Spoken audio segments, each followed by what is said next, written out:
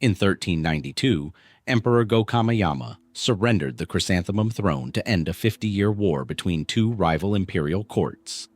The price of peace, everyone assumed, was permanent exile from power. Then, in 1410, without warning or explanation left in any surviving record, he slipped out of Kyoto and vanished into the mountains, leaving historians to guess at a motive that was never written down. 22 mysteries follow. Rulers who disappeared, messages no one could decipher, bodies whose names were never recovered, and decisions whose reasons died with the people who made them. In each case, history preserves what happened, but loses the explanation for why some secrets may have been deliberately buried. Others were lost to time, destroyed by war, or simply never recorded at all. The first is the story of an emperor who walked away from power and left history with no explanation why.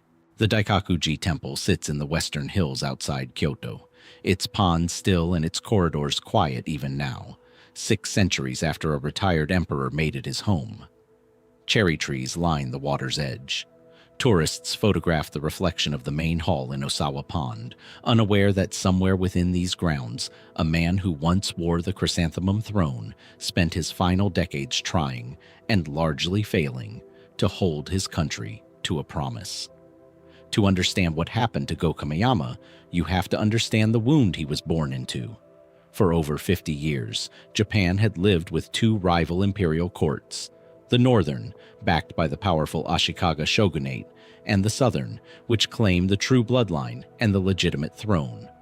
Go-Kameyama inherited the southern court's claim in 1383, a claim that by then was exhausted, underfunded, and losing ground with every passing year.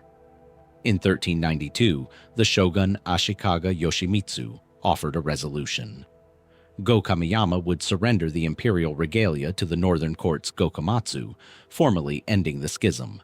In exchange, the throne would alternate between the 2 imperial lines going forward, restoring balance between branches of the same family. Go-Kameyama accepted. He handed over the sacred mirror, sword, and jewel, stepped down, and retired to Kyoto as a cloistered former emperor, trusting that history would honor the arrangement. It did not. The alternation never happened. Gokomatsu's line held the throne and continued to hold it. Whatever assurances Go-Kameyama had received quietly dissolved into the ordinary business of a court that no longer needed to keep them. And then, in 1410, nearly 2 decades after his abdication, Go-Kameyama did something that the court chronicles record only in fragments. He left. He departed the capital and made his way south, back to Yoshino, the mountain stronghold that had once served as the seat of the southern court during the long years of division. No formal proclamation survives explaining why. No detailed account tells us who traveled with him, what he said upon arriving, or what he hoped to accomplish by returning to the symbolic heart of a cause he had already surrendered. Was it protest? Some historians read the journey as exactly that. A quiet, dignified act of defiance from a man watching a broken promise harden into permanent fact, retreating to the one place still associated with his line's legitimacy. Others suggest something closer to grief, an old man drawn back to the geography of his youth, to a court and a cause that no longer existed anywhere but in memory. A smaller number of accounts, less reliable and harder to verify, hint at surviving loyalists in Yoshino who may have encouraged his return, hoping to reignite a resistance the northern court believed long extinguished. The court records of the period are frustratingly thin on the emperor's interior life. Diaries from Kyoto nobles mention his absence more than they explain it. What we know for certain is that he did not stay. By 1414, he was back near the capital, and he lived out his remaining years in comparative quiet until his death in 1424. The specifics of that final decade nearly as sparsely documented as the journey that interrupted it. No letter survives in his own hand explaining the 1410 departure. No shogunate record states plainly what, if anything, was done to persuade him back. The temple grounds where he spent his final years give no indication either way. No inscription, no testimony carved into stone. So the question sits, unresolved, the way so many quiet acts by defeated men tend to sit in the historical record. Was Go-Kameyama's journey to Yoshino a final act of resistance, or simply the private sorrow of a man revisiting the ruins of what he'd lost? The mountains he returned to have never said. Some 4,000 miles west of Yoshino's quiet hills, past the Himalayan spine and out into the flat, wind-scoured expanse of Central Asia, the mountains keep a different kind of silence. Here there are no temples with carefully raked gravel, no ponds reflecting cherry blossoms. There is steppe and sky, and the crumbling remains of cities that once controlled the trade routes between China and the Mediterranean. Cities like Al-Malik, near the modern border of China and Kazakhstan, now little more than mounds of earth and scattered brick beneath the grass. It was here, in the fractured territory once known as the Chagatai Khanate, that an entire line of rulers descended from Genghis Khan seemed to simply stop. The Chagatai Khanate had been carved out in the 13th century for Chagatai, the second son of Genghis Khan, and for generations it held together, sometimes loosely, sometimes not at all, a vast stretch of Central Asia running from the Amu Darya River to the borders of Mongolia itself. By the 14th century, though, the Khanate had begun splitting along an old fault line, dividing into a western half oriented toward Transoxiana and an eastern half known as Mogulistan, the land of the Mongols. It's the eastern line, the Khans of Mogulistan, whose ending grows strangest. The historical record for these rulers was never generous to begin with. Much of what survives comes from a single major source, the Tariq-i-Rashidi, written in the 16th century by Mirza Muhammad Haidar Duglat, a Central Asian nobleman writing generations after many of the events he describes, drawing on oral tradition, fragmentary court records, and the political interests of his own family, who had served the Khans as powerful regional governors. Where Duglat's account is detailed, historians treat it carefully. Where it thins out, they have almost nothing else to check it against. And in the 15th and 16th centuries, it thins out considerably. Khan after Khan appears in the record only to vanish from it a few sentences later. Reigns given in a line or two, deaths noted without cause, successions that don't quite add up in the years between them. Some Khans are recorded fighting off Timurid armies to the west, or Oirat Mongol incursions to the east, only for the narrative to move on to a successor without explaining how, or exactly when, the transition happened. Cities that served as their seats of power, Al-Malik among them, were sacked repeatedly during this period by Temür's forces in the 14th century and by various steppe rivals afterward, and it's entirely possible that court archives, tax registers, and genealogical records simply burned along with them.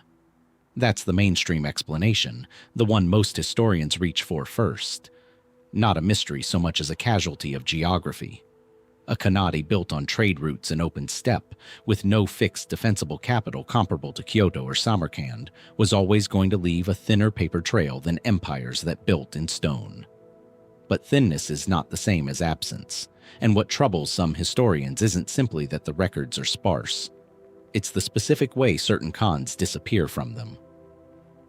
Take the case of the Khanate's fragmentation in the 16th century, when Mogulistan splintered further into competing regional courts, each claiming descent from Chagatai, each claiming legitimacy the others denied. Duglat's chronicle names multiple men holding the title of Khan simultaneously in different cities, and for at least a few of them, the record simply goes quiet. No reported death, no recorded abdication, no successor explicitly credited with taking their place. They are mentioned, and then they are not, and the silence in between is never addressed as a silence at all.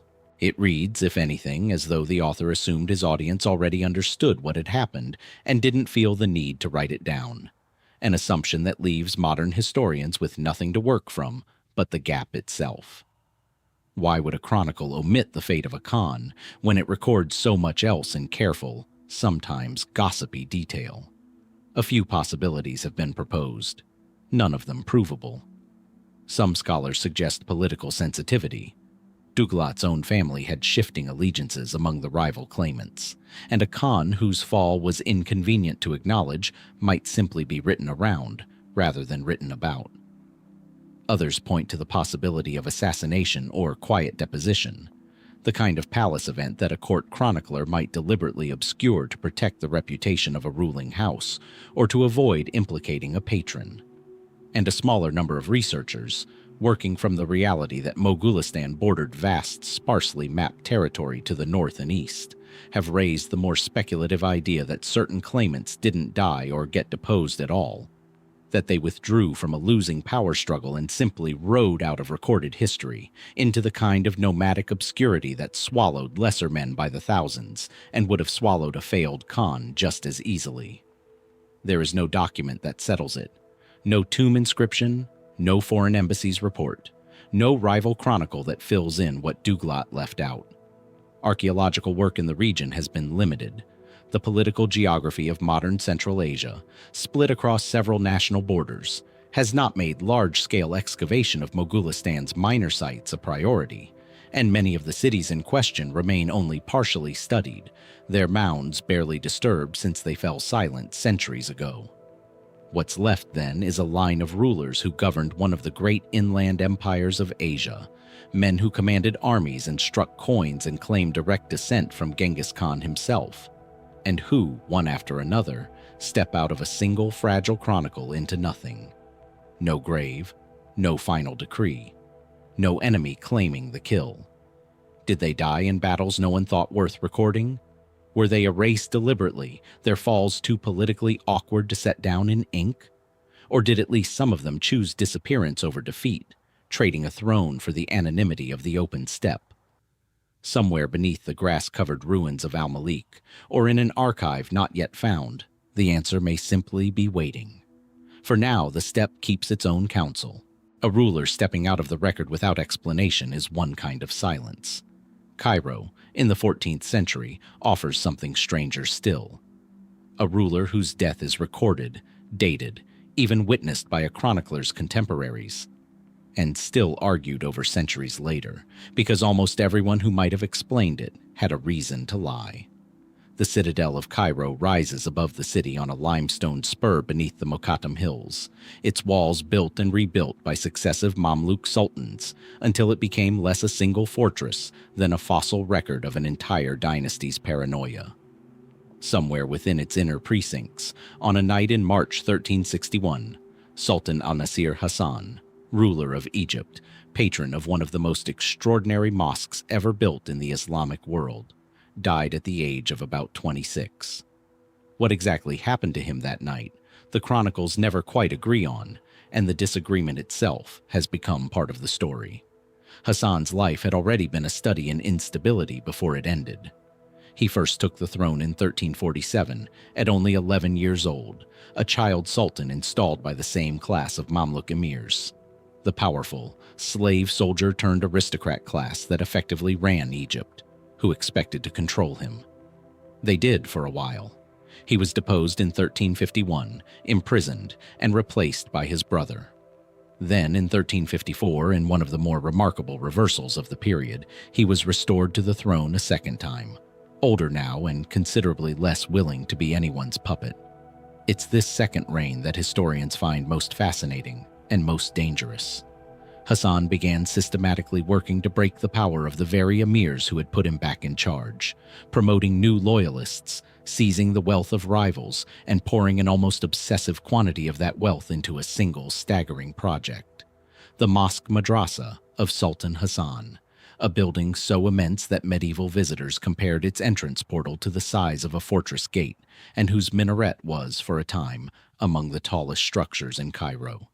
Construction swallowed resources at a pace that alarmed his own court. Some chronicles claim the funds ran so short that unclaimed inheritances across Egypt were seized by the treasury to keep the builders paid. An accusation that, true or exaggerated, tells you plainly how his contemporaries viewed the toll of his ambition. That ambition made him enemies, and the chief among them was an emir named Yalbuga al-Umari, a former Mamluk of Hasan's own household who had risen to command the Sultan's personal guard and, through it, effective control of Cairo's military establishment. The relationship between the two men soured across 1360, amid disputes over appointments, wealth, and the uncomfortable reality that Yalbuga now held more soldiers loyal to him personally than the Sultan did. By March 1361, the tension broke into open conflict. Accounts describe fighting in Cairo between forces loyal to the Sultan and forces loyal to Yalbuga, and describe Hasan being seized, or fleeing, or being taken into custody within his own citadel. The sources genuinely diverge even on this basic sequence. What they agree on is the ending. Hasan disappeared into Yalbuga's custody and was never seen alive again. And this is where the certainty of the record starts to dissolve. No chronicler claims to have witnessed the Sultan's actual death. No body was displayed to the public in the manner customary for confirming the end of a sultan's reign, a detail some historians consider significant and others attribute simply to the chaos of the moment. Contemporary and near-contemporary historians, including the prominent chronicler al-Makrizi writing decades later, report that Hasan was killed on Yalbuga's orders, his corpse allegedly disposed of in a manner deliberately intended to prevent his rivals from ever recovering it. Some versions claim it was hidden or destroyed specifically, so no tomb could become a rallying point for his surviving supporters. But al-Makrizi was working from second-hand testimony filtered through political factions that had every reason to shape the story to their advantage. Yalbuga, who benefited enormously from Hasan's removal, was hardly likely to have left behind an honest account of what his own men did that night, and no version of events that survives comes from a source without a stake in how it was told. Was Hasan executed outright? Left to die from wounds sustained during the fighting and quietly allowed to succumb without formal execution, a distinction that mattered enormously to how his killers might later be judged? Or, as a minority of more speculative accounts suggest, did he survive in hidden captivity for a period afterward, his death only announced once it was politically convenient to do so, meaning the Sultan Egypt believed had died in March 1361 might, in fact, have died somewhat later, in circumstances no chronicle bothered to correct? No tomb bearing his name has ever been conclusively identified. The mosque he emptied his treasury to build still stands in Cairo today, one of the great achievements of Mamluk architecture, drawing visitors who walk beneath its towering portal with little reason to wonder where the man who commissioned it is actually buried. He built a monument to outlast him. He may not have been given a grave to match it. What happened inside the citadel that March night in 1361 depends entirely on whose account you're willing to trust. And every single account belonged to someone who had just won. A monument that outlasts the man who built it, standing in place of the grave he was never given. That same imbalance reappears 70 years later and 2,000 miles south in the highlands of Ethiopia. Though here the monument in question is not a mosque, but a mountain. Ambagation rises out of the Ethiopian plateau in what is now the Amhara region, a flat-topped fortress mountain with sides so sheer that for centuries it served the Solomonic dynasty as something between a treasury, a prison, and a shrine. A place where royal princes were kept in comfortable, permanent isolation to prevent succession disputes, and where sacred relics were said to be stored under guard.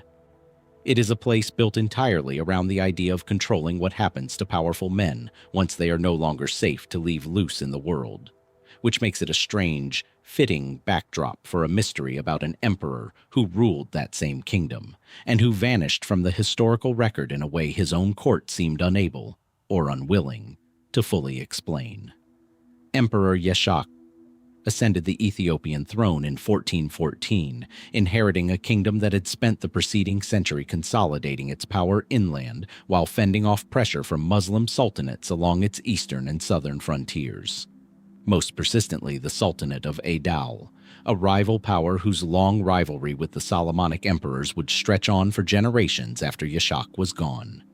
Yeshaq proved an energetic ruler by most accounts, expanding Ethiopian territory, formalizing aspects of the royal administration, and, in a detail that has intrigued historians for a different reason entirely, sending one of the earliest documented Ethiopian diplomatic missions to Europe, reaching out to the Crown of Aragon in the 1420s in what appears to be an attempt to build alliances beyond the Islamic world that surrounded his kingdom on multiple sides.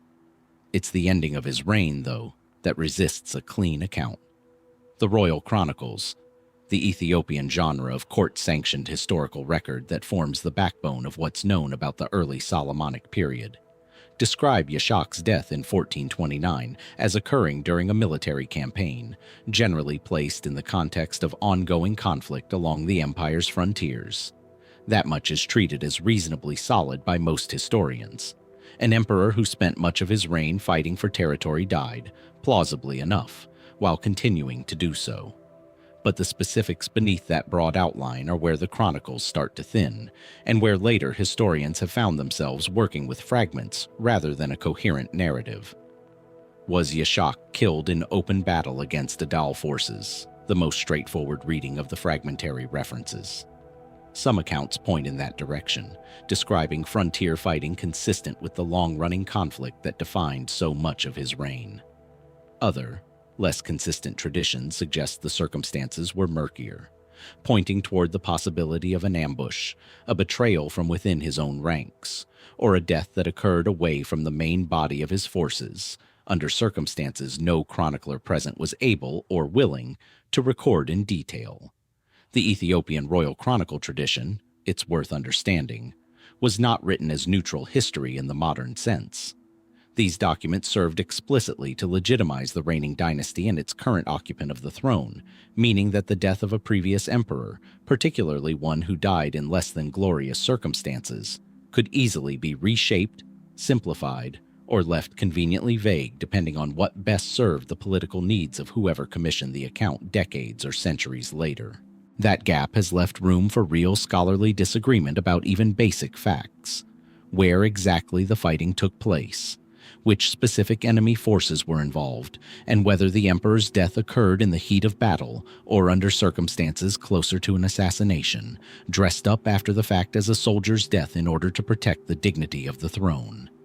Ethiopian dynastic history includes more than one documented instance of a ruler's death being narrated with convenient ambiguity precisely to avoid dwelling on internal betrayal or succession violence, meaning the uncertainty around Yeshaq's death is not, on its own, an isolated oddity. It may simply be one more example of a much larger pattern. What happened to his body afterward is scarcely addressed at all. No consistently identified tomb attributed to Yeshaq has survived into the modern historical record in the way that later, better documented emperors' burial sites have. For a ruler who reigned for 15 years, expanded his kingdom's borders, and reached out diplomatically as far as the Iberian Peninsula, the near-total silence surrounding both his final battle and his final resting place is difficult to reconcile with how prominent a figure he otherwise was. Some historians treat this as simply the ordinary erosion of a medieval African historical record shaped more by oral transmission and selective chronicling than by the kind of bureaucratic documentation that survived in more centralized states elsewhere. Others find the specific silence around his death suspicious enough to wonder whether something was being smoothed over, a defeat recast as a heroic last stand, or a court rival's hand quietly written out of a story that needed its emperor to have died a certain way. Somewhere on a frontier whose precise location the chronicles never firmly settle, in a year the sources at least agree on, Yeshaq's reign came to an end. Whether it ended in the manner his court chose to remember, or in one they preferred to forget, remains a question the mountain fortresses of his kingdom have never been asked to answer. From the highland fortresses of Ethiopia, the story crosses an entire continent to its northwestern corner, to Fez, Morocco, and to the Bawinania Madrasa, whose carved cedar ceilings and Zelaji tilework still draw visitors as one of the last great architectural statements of the Marinid dynasty. It was commissioned by a sultan whose reign, like Hasan's mosque in Cairo a few chapters back, left behind a monument more enduring than the truth of how he died. Sultan Abu Inan Faris ruled the Marinid Empire from 1348 to 1358, a decade that saw him govern a realm stretching across much of present-day Morocco and, at its height, extending control over Algeria and parts of Tunisia, briefly reconstituting something close to the old Almohad territorial reach that his predecessors had spent generations trying to recover. He was, by the standards of his contemporaries, a builder and a patron of scholarship, responsible for madrasas in Fez and Meknes that remain among the most celebrated examples of Marinid architecture. He was also, increasingly through the 1350s, a ruler whose own health and household had become dangerously entangled with the ambitions of the men closest to him. By late 1358, Abu Inan was gravely ill. The nature of the illness itself is not seriously disputed among historians. Chronicles describe a wasting sickness that confined him for a period before his death, consistent enough with a natural decline that few researchers argue he was in good health when the end came. What's contested is what happened in the final days of that illness, inside a palace where the Sultan's chief minister, a vizier named al-Fudul ibn Abi Amr, sometimes rendered in sources as Hasan ibn Omar, held a degree of practical control over the court that rivaled the Sultan's own. The Marinid chronicles, along with later historians drawing on them, generally agree that Abu Inan did not simply fade from his illness in the ordinary course of events. The dominant account holds that as the Sultan lay incapacitated, his vizier, who had grown alarmed at the prospect of a return to health that might cost him his position, or who was already maneuvering to install a more pliable successor, took matters into his own hands. Several sources describe the vizier ordering the sick sultan smothered, ending an illness that might otherwise have run a slower, less certain course. It's a striking enough claim that it would be easy to treat as settled fact, and many general histories do present it that way. But it's worth being honest about how it reached us. Through court chroniclers writing under the rule of the very successors that Abu Inan's death made possible, describing the actions of a vizier who was executed not long afterward, meaning that by the time the fullest accounts were set down, the one man who might have contested the story was no longer alive to do so, and the dynasty that benefited from Abu Inan's removal had every reason to let the vizier absorb the blame entirely. That doesn't make the smothering account false. Political murder by ambitious viziers was hardly a rarity in Marinid court politics. If anything, the dynasty's history through this period reads as a long procession of child sultans and incapacitated rulers manipulated or removed by the powerful ministers who served them, a pattern that continued for decades after Abu Inan's death. Within that pattern, his death fits comfortably enough. But the specific mechanics, who was in the room, what was said, whether the Sultan was aware in his final moments of what was happening to him, rest on testimony assembled after the fact, filtered through a court eager to explain away a death that had conveniently cleared the path for a change in power. A minority of historians have raised a quieter, less dramatic possibility, that Abu Inan simply succumbed to his illness on its own timeline, and that the murder narrative was constructed, or at least embellished, afterward as a useful way to justify the vizier's swift execution and the rapid reshuffling of power that followed, turning an ordinary death into a crime that conveniently required punishing. Under this reading, the confession and the details of the smothering serve less as forensic fact and more as political theater, dressing up a succession crisis in the language of justice. There is no surviving account from Abu Inan's own household that describes his final hours without the shadow of the court's later political needs hanging over it. No independent chronicle stands apart from the dynasty that inherited his throne to confirm or contradict what the official record settled on. What remains is a sultan who built some of the most beautiful surviving structures in Fez, who died at just around 30 years old after a decade of rule, and whose final days are known to us only through the words of people who had already decided how the story needed to end. Inside the Bu Inania Madrasa, the carved inscriptions praise a ruler's piety and patronage. They say nothing about the room where he actually died, or who, if anyone, was standing over him when he did. The vizier's silence over Abu Inan's deathbed has a counterpart in the very dynasty we just left behind in the Ethiopian highlands. Because the emperor whose death defied clean explanation, Yeshaq the Merj, was not the first ruler of his line to vanish into an ending his own chroniclers couldn't fully account for. That distinction belongs to his father, Dawit I, whose final campaign closes almost as strangely as his son's would decades later. Dawit ruled the Ethiopian Empire from 1382 to roughly 1413, a reign considerably longer than his son's, and one that set much of the template Yeshaq would later inherit. An emperor constantly at war along shifting frontiers, balancing military campaigns against Muslim sultanates to the east with the internal work of consolidating a kingdom still assembling itself out of highland provinces and semi-independent local rulers. Dawit's reign is generally credited with real accomplishments: continued territorial consolidation, further diplomatic outreach abroad, including contact with European powers that helped set a precedent his son would later expand upon. He was, in the language of the Ethiopian chronicle tradition, a builder of the kingdom's strength. The end of that reign, though, is where the tradition grows noticeably uncertain, and where the pattern first appears that would repeat, almost identically, with his son. The most widely cited account of Dawit's death places it during or immediately connected to a military campaign, generally understood to involve conflict along the empire's contested frontiers, in a period usually dated to around 1413. That much sits comfortably within the broader pattern of his reign. A warrior emperor, dying as he had largely lived, in the field rather than the palace. But beyond that broad shape, the specifics dissolve quickly. Which campaign precisely was underway? Against which specific adversary?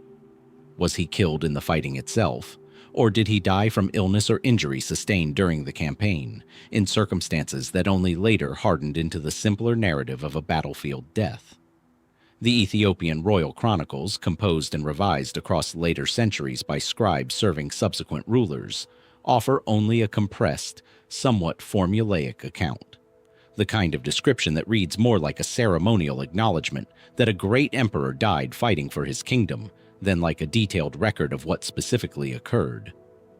Some historians have proposed a considerably stranger possibility, one that circulates in certain secondary traditions without ever being fully substantiated by a primary source contemporary to the event: that Dawit did not die in battle at all, but was poisoned, the victim of a court conspiracy that the chronicle tradition later smoothed over into the more dignified, dynastically useful narrative of death in the service of the empire.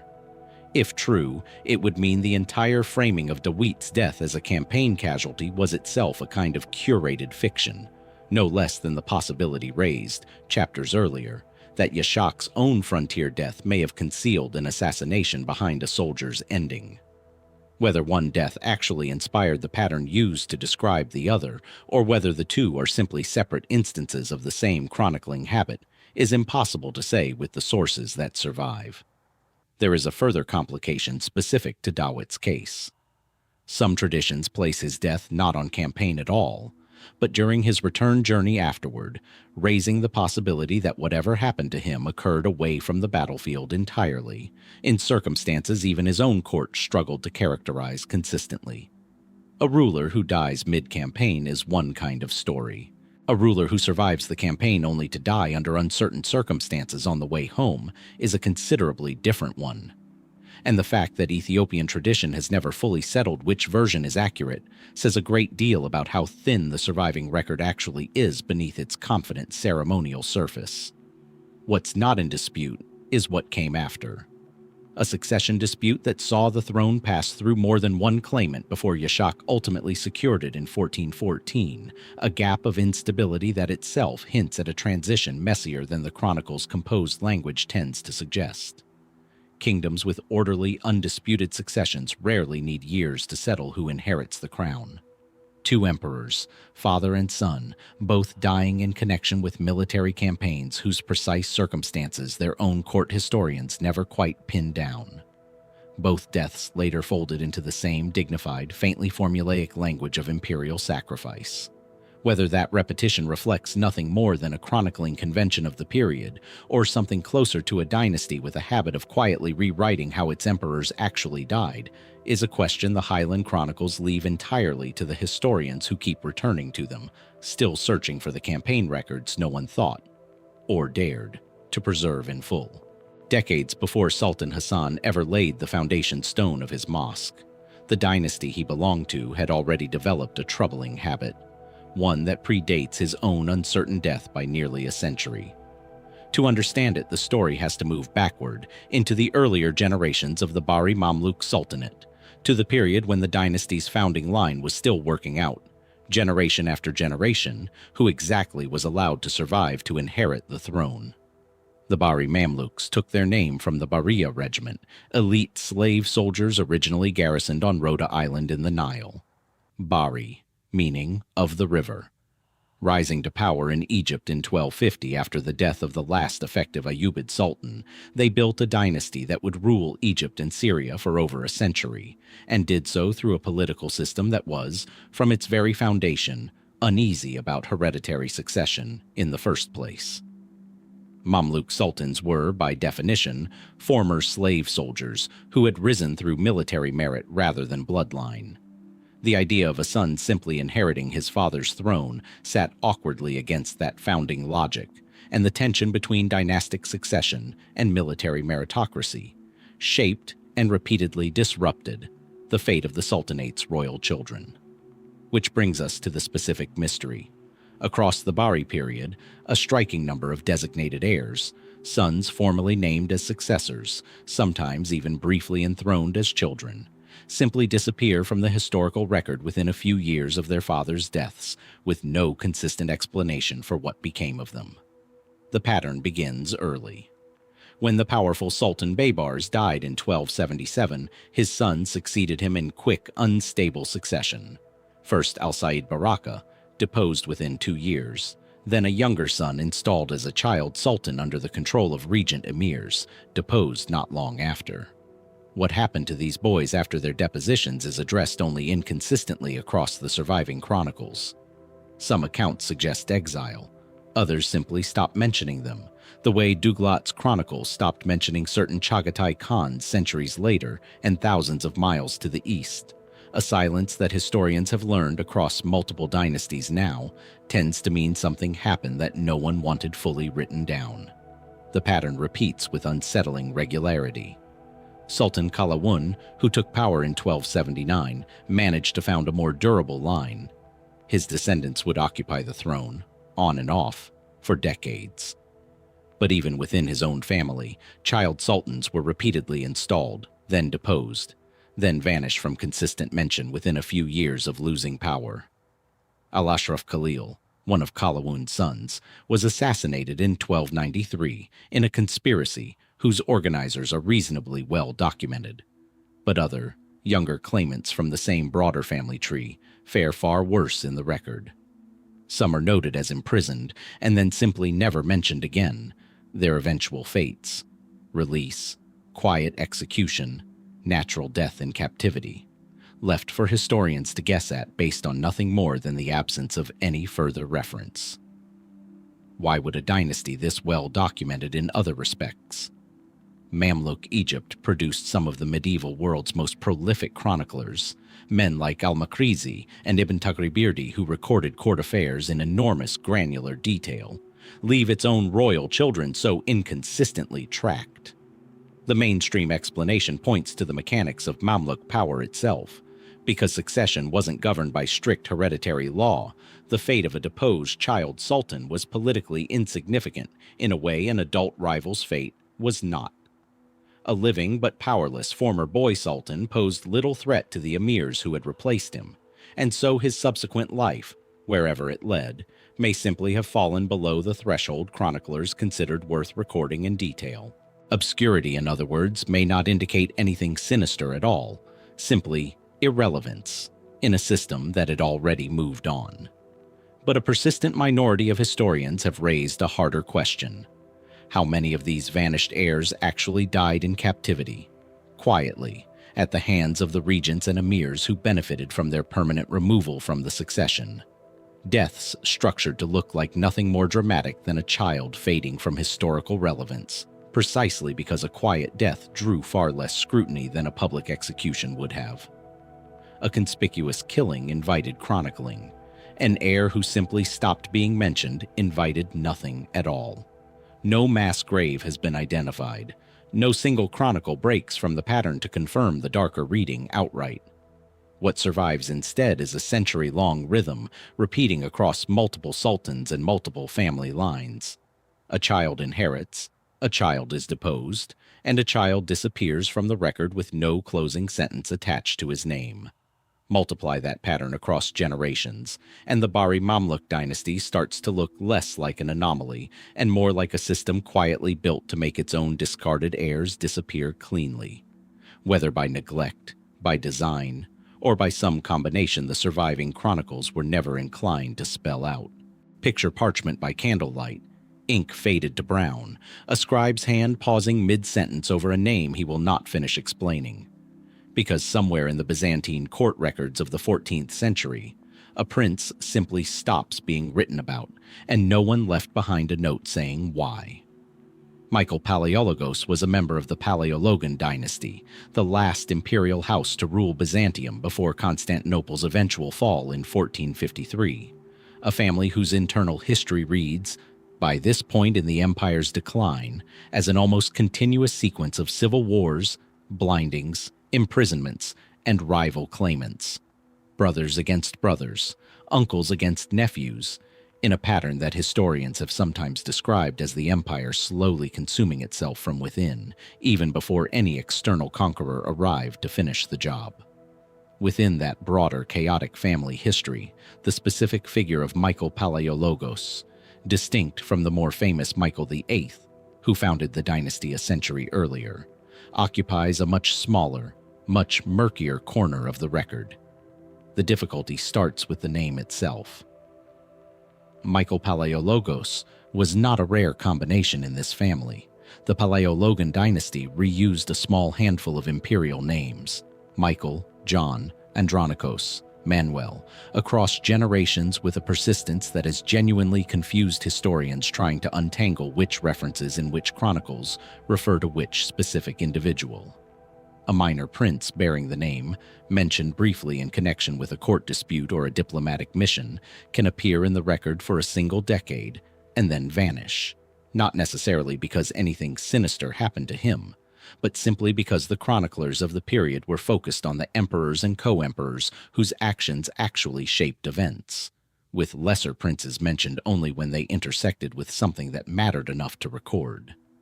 That's the mainstream explanation, and it's a reasonable one. Byzantine court records from this period, while extensive compared to some of the traditions we've examined elsewhere in this collection, were not comprehensive genealogical registries. Minor members of the imperial family who didn't hold significant office, lead armies, or become entangled in a succession dispute could easily live out unremarkable lives that simply never generated the kind of documentation that survives 800 years later. Obscurity, again, does not automatically imply erasure. But the specific case that has drawn the attention of Byzantine historians involves a Michael Palaiologos who appears in 14th century sources with just enough prominence, connected to the highest levels of the imperial family, present at moments of genuine political consequence, that his subsequent disappearance from the record feels harder to explain away as simple obscurity. He appears in accounts connected to the turbulent civil conflicts that plagued the reigns of Andronikos II and Andronikos III, grandfather and grandson locked in a war for the throne that split the Byzantine aristocracy for years. A prince positioned close to that kind of conflict was not a minor figure whose fate would naturally go unrecorded. He was exactly the sort of person whose survival, death, imprisonment, or exile a chronicler would ordinarily be expected to note, if only because the outcome mattered to who held power afterward. And yet the trail goes cold. No chronicle explicitly records his death. No source describes an exile, a monastic retirement, the common fate for inconvenient Byzantine royals, tonsured and shut away in a monastery to remove them from the succession without the political cost of an execution, or a blinding, the empire's other favored method for permanently disqualifying a rival without technically killing him. Any of these outcomes would have been entirely unremarkable for a Palaiologan prince on the losing side of a succession dispute. What's unusual is that none of them is actually recorded. He is present in the sources during the conflict, and then he is not, with the transition between those two states left entirely to inference. Some historians studying the period suspect he may be the same individual as a more obscure figure mentioned under a slightly different set of titles in a handful of scattered references. The identification problem created by the dynasty's repetitive naming conventions cutting both ways, potentially hiding a documented fate under a name modern scholars haven't yet connected to him. Others treat the case more cautiously, as a genuine gap rather than a solvable puzzle of mistaken identity, pointing out that Byzantine court politics in this period produced more losers than the surviving chronicles had any interest in tracking individually. A minority, drawn to the darker reading, note that a monastic exile left no reason for permanent silence. Monasteries kept their own records, and a tonsured prince living out his years in religious obscurity would ordinarily surface somewhere, in some donation record or death notice, decades later. The total absence of any such trace, they argue, fits more naturally with a death that someone had reason to keep undocumented altogether. No monastery claims him. No death notice marks an end. In an empire that spent its final century devouring its own royal family in slow, deliberate, and usually well-recorded ways, Michael Palaiologos is the rare prince whose ending wasn't chronicled at all, leaving historians to wonder whether that silence hides a mistaken identity waiting to be solved, or a fate someone worked, quite successfully, to erase. It's worth pausing for a moment on a pattern that has now surfaced across 3 different empires in 3 different centuries. A ruler whose fall was engineered by the very court that served him, followed by a chronicle written under the winners, offering an account too convenient to fully trust. It happens again here, in Baghdad and Tabriz, in the collapsing world of the Jalayir Sultanate. And this time, the ruler in question survived not one dramatic fall, but several, before the final one swallowed him for good. Sultan Ahmad Jalayir inherited a fractured inheritance when he took power in 1382, ruling over the Jalayirid Sultanate, a Mongol-descended dynasty that had carved out control of Iraq and parts of western Iran following the collapse of the Ilkhanate decades earlier. His reign coincided almost exactly with the rise of one of history's more destructive conquerors, Temür, whose armies would repeatedly sweep through Jalayirid territory across the 1390s and early 1400s, sacking Baghdad more than once, and forcing Ahmad into a recurring cycle that came to define his entire rule: flight, exile, alliance building, and improbable return. By most measures, Ahmad Jalayir should not have survived as long as he did. He was driven from Baghdad by Temür's forces in 1393, fled to Egypt and sought refuge with the Mamluk Sultan there, was imprisoned for a period by his supposed hosts, escaped, allied himself at various points with the Ottoman Sultan Bayezid I, and managed, astonishingly, to reclaim Baghdad more than once after Temür's armies withdrew. A survival record so persistent that some chroniclers of the period wrote about him with a kind of exasperated admiration. A ruler who simply refused to stay defeated. It's the final chapter of that survival record that resists a clean account.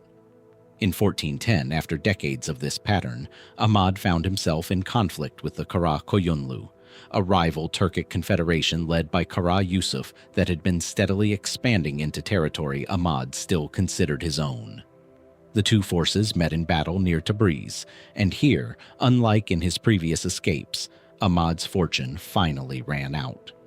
He was captured, and within a short time of that capture, he was dead. The straightforward version, repeated across several chronicles, states plainly that Kara Yusuf had Ahmad executed following his capture, a decisive end to a rivalry that had simmered for years. That much aligns comfortably with the ordinary brutality of the period's power struggles. A captured rival ruler, executed to permanently eliminate a competing claim to contested territory, is hardly an unusual outcome in 15th century Persia. Where the sources begin to diverge is in the details surrounding the execution itself.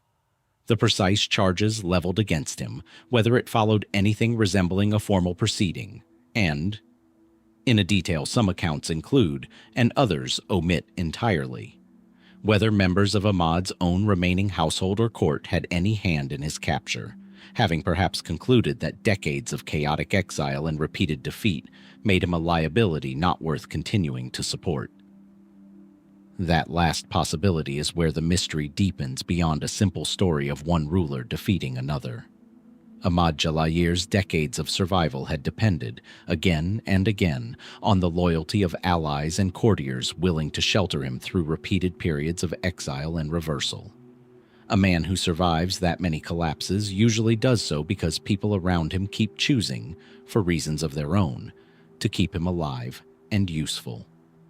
Which raises a genuine question about 1410. Did that support simply run out through ordinary military defeat? Or did it run out because someone close to him judged the moment had finally come to stop expending resources on a cause that had been failing, in slow motion, for the better part of 20 years?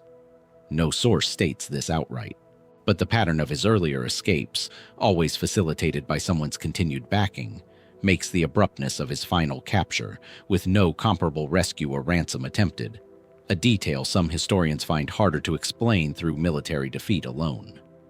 The sources for the Jalayirid dynasty's final years are themselves thin and scattered, drawn largely from Timurid and Karakoyunlu chronicles, with their own reasons to frame Ahmad's downfall in whatever terms best suited the victors who commissioned them. No independent Jalayirid court record survives to offer a counter-narrative from what remained of his own camp. What's certain is only the outline. Decades of flight and improbable return ended in a single battle near Tabriz, followed by a death whose exact mechanics, betrayal or straightforward defeat, abandonment or simple bad fortune finally catching up, depend entirely on chronicles written by the dynasties that inherited what he left behind. A survivor that persistent rarely falls all at once, cleanly, for the single simple reason the record offers. Somewhere in that gap between Ahmad's long, improbable resilience and his sudden final defeat, something about his last days remains unaccounted for. Half a century before Ahmad Jalayir was captured on the battlefield near Tabriz, a different succession crisis was tearing apart a different Mongol-descended power, this one at the fraying edges of Yuan China. And it produced a rebel warlord whose final fate is, if anything, even less documented than the Sultan's. Bolad Temür was a Mongol military commander serving the Yuan dynasty during its final, chaotic decades, a period in which the descendants of Kublai Khan's empire in China were losing their grip on power amid rebellion, factional infighting, and the rising pressure of the Red Turban movements that would eventually topple the dynasty altogether in 1368. Within that disintegrating court, regional military governors like Bolad Temür had accumulated enormous personal armies and increasingly independent authority, answering to the Yuan emperor in name more than in practice. A dynamic that made rebellion, when it came, almost structurally inevitable rather than surprising. Bolad Temür's revolt emerged from exactly this kind of factional rot. By the early 1360s, the Yuan court in Beijing had become a battleground for competing regional strongmen, each commanding forces nominally loyal to the throne but functionally independent, and each maneuvering for control over the weakened imperial family itself. Bolad Temür aligned himself against a rival faction connected to the crown prince's court, and in 1364 he marched on the capital, seized control of the government, and briefly held real power over what remained of Yuan administration in the north, going so far as to purge officials associated with his rivals and install his own influence directly over the emperor's household. It was, by the standards of the period, a strikingly bold seizure of power, and it collapsed remarkably fast. Rival commanders, alarmed at Bolad Temür's dominance, began organizing against him almost immediately, and within roughly a year, his position had deteriorated into open military conflict with a coalition of opposing Yuan generals. The mainstream historical account, drawn primarily from later Yuan and early Ming dynastic histories, holds that Bolad Temür was assassinated in 1365, killed by agents connected to the same imperial court he had briefly dominated, in a move that restored a measure of, however temporary, central authority before the dynasty's final collapse a few years later. That's the version most general histories repeat, and it fits the broader pattern of the period, comfortably enough. An overreaching warlord, briefly triumphant, cut down once his rivals regrouped. But the specifics beneath that summary are notably threadbare, even by the standards of a chaotic dynastic collapse that produced plenty of poorly documented deaths. The Yuan Shi, the official dynastic history compiled under the succeeding Ming dynasty, was assembled with notorious haste, reportedly completed within about a year of the Ming founding. A compressed timeline that historians have long recognized produced a text riddled with gaps, contradictions, and passages copied without much apparent scrutiny from earlier, sometimes unreliable sources. Bolad Temür's downfall falls into exactly the kind of episode that history was poorly equipped to record with care. A fast-moving factional collapse at the tail end of a dynasty whose own record-keeping apparatus was already breaking down alongside its political authority. What exactly happened to him remains, as a result, genuinely contested in ways that go beyond the ordinary uncertainty of medieval sources. Some accounts describe his assassination as occurring within the capital itself, killed by conspirators who had infiltrated his own household or command structure. A death arranged from close enough quarters that his famous army, still nominally loyal, was unable to intervene in time. Other, less consistent traditions suggest he may have been killed while attempting to flee the capital as his coalition of enemies closed in, his death occurring not as a planned execution, but as a more chaotic casualty of a collapsing military position. A smaller number of later secondary accounts raise the possibility that he survived the initial collapse of his power and attempted to regroup his remaining forces in the field, only to die sometime afterward, under circumstances the fragmentary sources never managed to pin down with any specific date or location at all.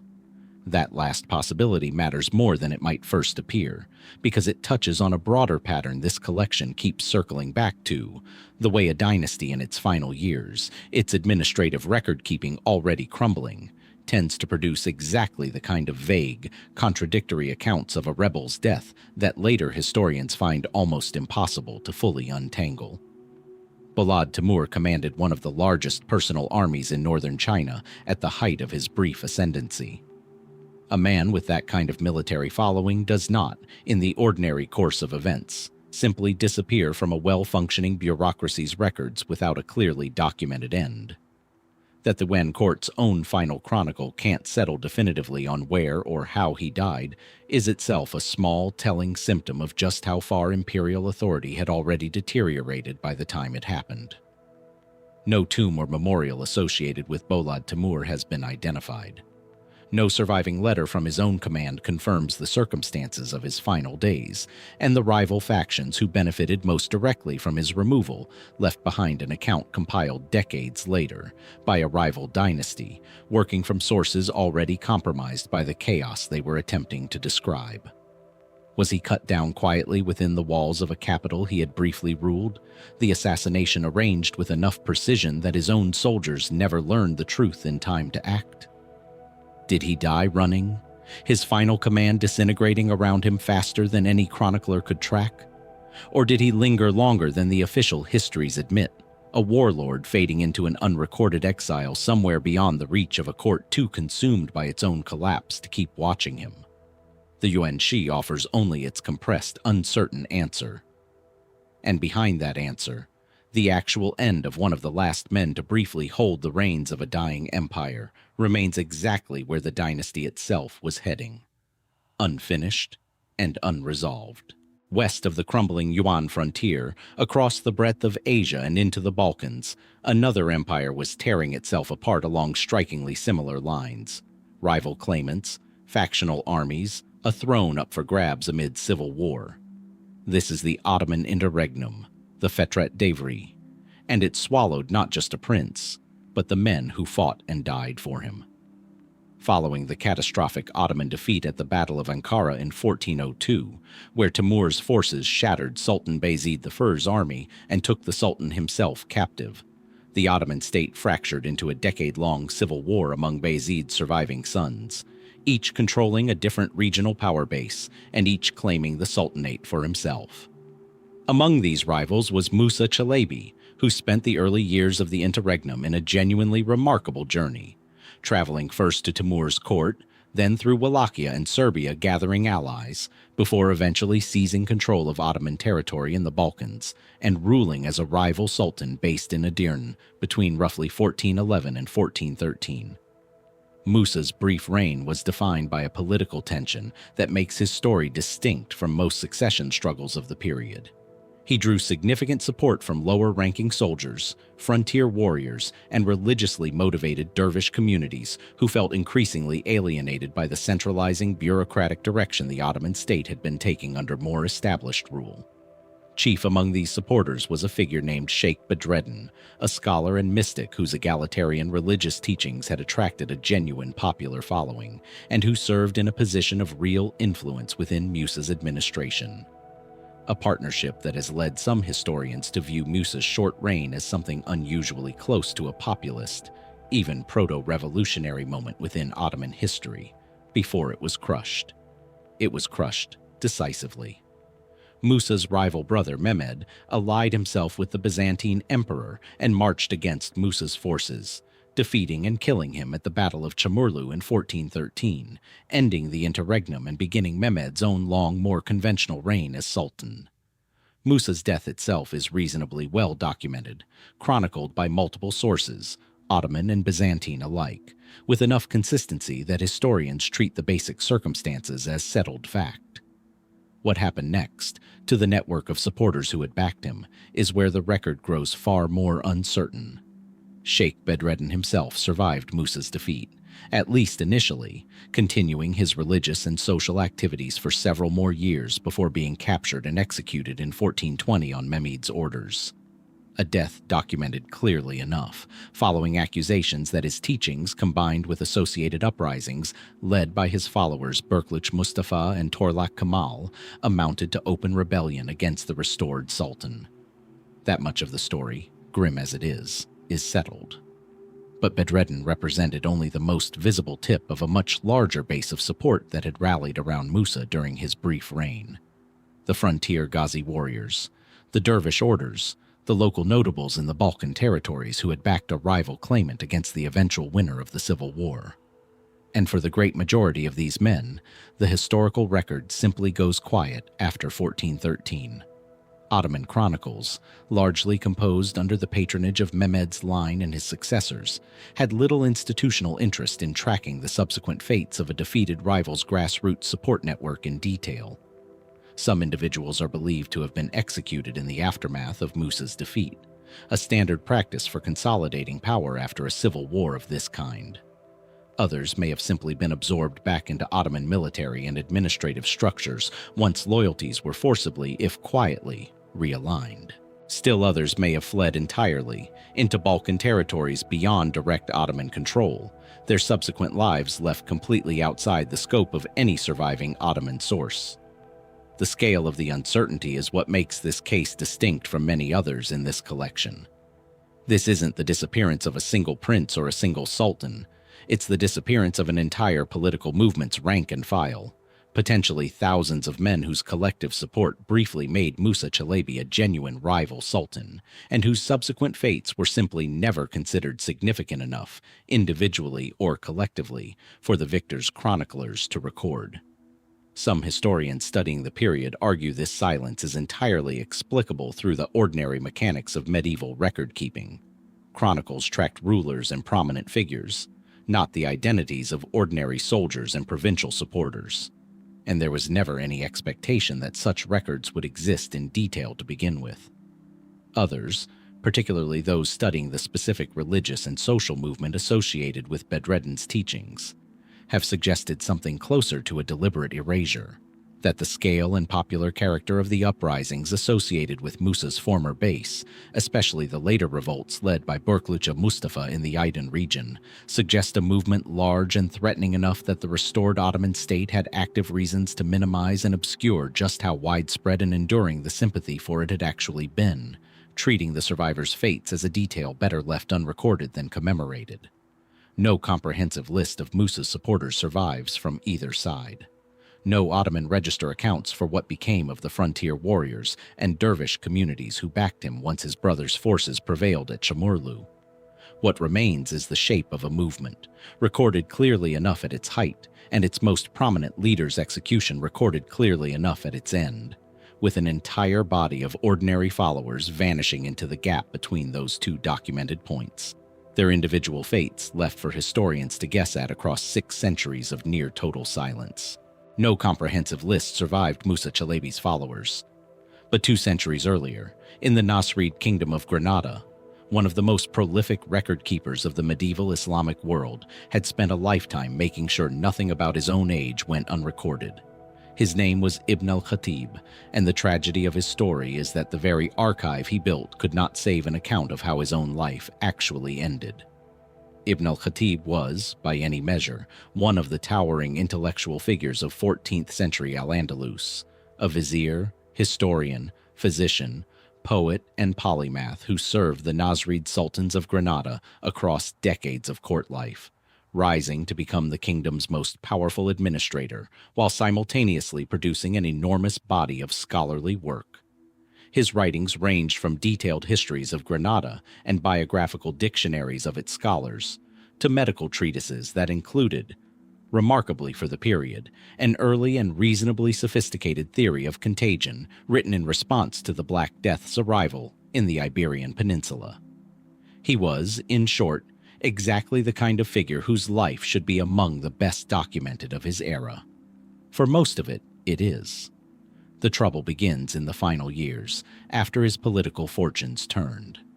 Ibn al-Khatib fell from favor amid the volatile court politics of Granada in the 1370s, accused by rivals, chief among them his own former student and later bitter enemy, Ibn Zamrak, who succeeded him as vizier, of holding heretical religious views based on passages drawn from his extensive philosophical writings.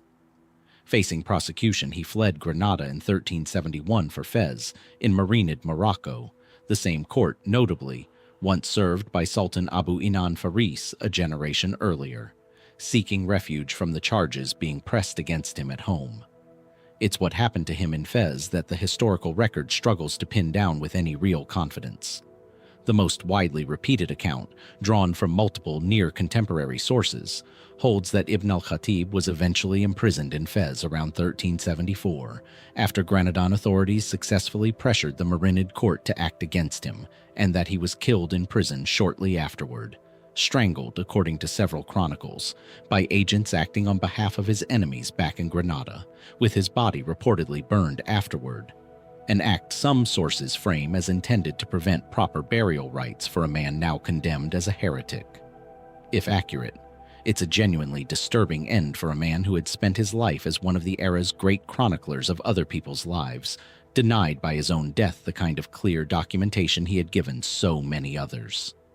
But the sourcing behind that account is thinner and more contested than its wide repetition might suggest. The earliest and most detailed descriptions of his death come from sources with their own complicated relationship to the truth of what happened. Writers working within a Nasrid court still shaped by the same factional rivalries that had destroyed him in the first place, and later Maghrebi biographical traditions that absorbed and repeated these accounts without independent verification of their own. Some modern historians have raised the possibility that the specific grim details, the strangulation, the burning of the body, may have been embellished or partially invented in the retelling, a kind of moralizing flourish added to the story of a brilliant man's fall, without necessarily reflecting the precise reality of what happened within a Marinid prison whose own internal records, if they existed at all, have not survived.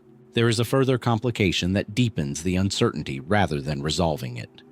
Exactly how much time passed between Ibn al-Khatib's imprisonment and his reported death, and what exactly occurred during that interval, is described inconsistently across the surviving sources, some suggesting a relatively swift end, others implying a longer period of confinement whose events go almost entirely unaccounted for.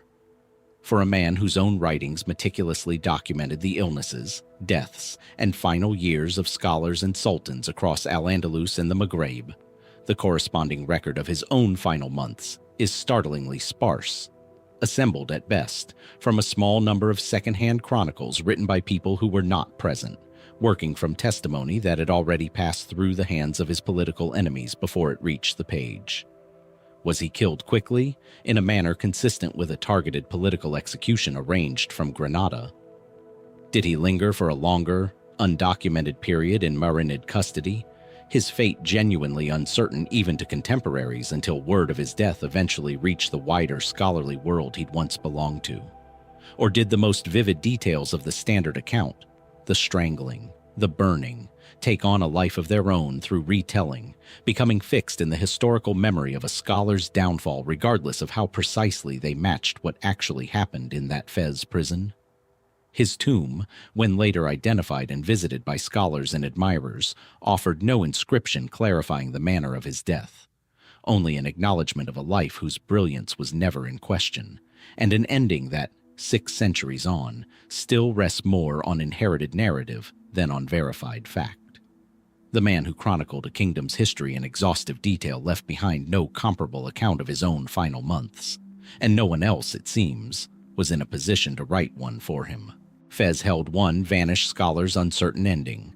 The Caucasus, a few generations later, held a ruler whose own uncertain ending has become tangled with a dynasty's very right to exist. Because unlike Ibn al-Khatib, whose fame rests on what he wrote, Sultan Khalil of Shirvan's disappearance threatens to unravel who, exactly, ruled his kingdom at all. The Shirvanshahs were among the longest reigning dynasties in the medieval Islamic world, controlling the Shirvan region along the western shore of the Caspian Sea, roughly corresponding to modern Azerbaijan, for centuries, weathering Mongol invasions, Timurid conquests, and the rise and fall of neighboring powers with a resilience that historians of the Caucasus have long found remarkable. By the 15th century, under rulers like Ibrahim I and his successors, the Shirvanshahs had carved out a period of relative stability and cultural flourishing, commissioning the palace complex in Baku that still stands today as one of the finest surviving examples of Shirvani architecture. It's within this dynasty's 15th century succession that the figure known as Khalil appears, and where the record becomes considerably less certain than the dynasty's otherwise well-documented history might suggest. Genealogies of the Shirvanshah dynasty compiled by later historians, both regional chroniclers and, much later, Soviet and post-Soviet scholars working to reconstruct Shirvan's ruling succession from fragmentary sources, disagree noticeably about a ruler identified as Khalil, his exact place in the succession, the years of his reign, and in some versions, whether he reigned as a fully independent sultan at all or served instead as a regent or co-ruler during a period of instability within the royal family. Some genealogical reconstructions place him as a direct successor within the main line. Others suggest he may represent a rival claimant or a ruler whose brief authority was later folded into, or subsumed under, the reigns of better documented Shirvanshahs on either side of him. This kind of genealogical confusion is not, on its own, unusual for a regional dynasty operating on the periphery of better documented empires. Shirvan's court did not produce or did not preserve a chronicle tradition nearly as extensive as that of the Ottomans or Mamluks, and much of what's known about individual Shirvanshah reigns comes from coinage, inscriptions on surviving buildings, and passing references in the histories of neighboring powers like the Timurids, the Karakoyunlu, and later the Safavids, rather than from a sustained internal record. What makes Khalil's case specifically stand out is the abruptness with which his name appears and then effectively disappears from these fragmentary sources, with no consistent account of how his rule, however long or brief it actually was, came to an end. The most commonly proposed explanation situates his uncertain fate within the broader regional turbulence of the period. Shirvan sat precariously between the expanding Karakoyunlu Confederation to the south and the Timurid successor states further east, and rulers of smaller regional dynasties caught in that geopolitical vice frequently met ends that went undocumented by their own diminished courts, absorbed into the historical record only through the occasional incidental mention in a neighboring power's more robust chronicle tradition. Under this reading, Khalil may simply have died, been deposed, or lost a succession contest through processes that were never independently recorded by Shirvan's own chroniclers, with his fate left to be pieced together, imperfectly, from external sources centuries later. A more speculative line of inquiry, pursued by a smaller number of historians working specifically on Shirvanshah numismatics and inscriptions, raises a different possibility. That Khalil, as he appears in various fragmentary sources, may not represent a single individual at all, but rather a conflation of two or more similarly named figures from different points in the dynasty's succession, their identities blurred together by the gaps in the written record and the passage of centuries between the events themselves and the later attempts to reconstruct them. If true, this would mean the mystery isn't precisely about what happened to a specific sultan, but about whether the very existence of Sultan Khalil of Shirvan as a discrete historical figure holds up under closer scrutiny at all. A different, stranger kind of disappearance, one that erases not just a person's fate, but potentially the boundaries of who that person even was. Coins bearing the name Khalil, struck during the relevant period, do offer some physical evidence that at least confirms a ruler by that name held enough authority to mint currency in his own name. A detail that argues against the theory being pure invention, even as it fails to resolve which specific reign, or reigns, those coins actually belong to. Surviving inscriptions from Shirvan architecture of the period add further fragments, but nothing that definitively closes the gap between the numismatic evidence and the tangled genealogical accounts built up around it. What remains, ultimately, is a name attached to real physical evidence of authority, and an ending that the dynasty's own fragmentary record never bothered, or was never able, to make coherent. Did Khalil lose his throne to a rival within his own turbulent court? Did he fall, undocumented, to pressure from the Kara Koyunlu pressing against Shirvan's borders? Or is the confusion itself the real story? A dynasty's later chroniclers, working from scraps of coinage and second-hand references generations after the fact, unknowingly stitching together more than one ruler into a single name, and leaving modern historians to sort out a mystery that may be less about a sultan's disappearance than about whether the sultan, as remembered, ever fully existed in the singular form his name suggests.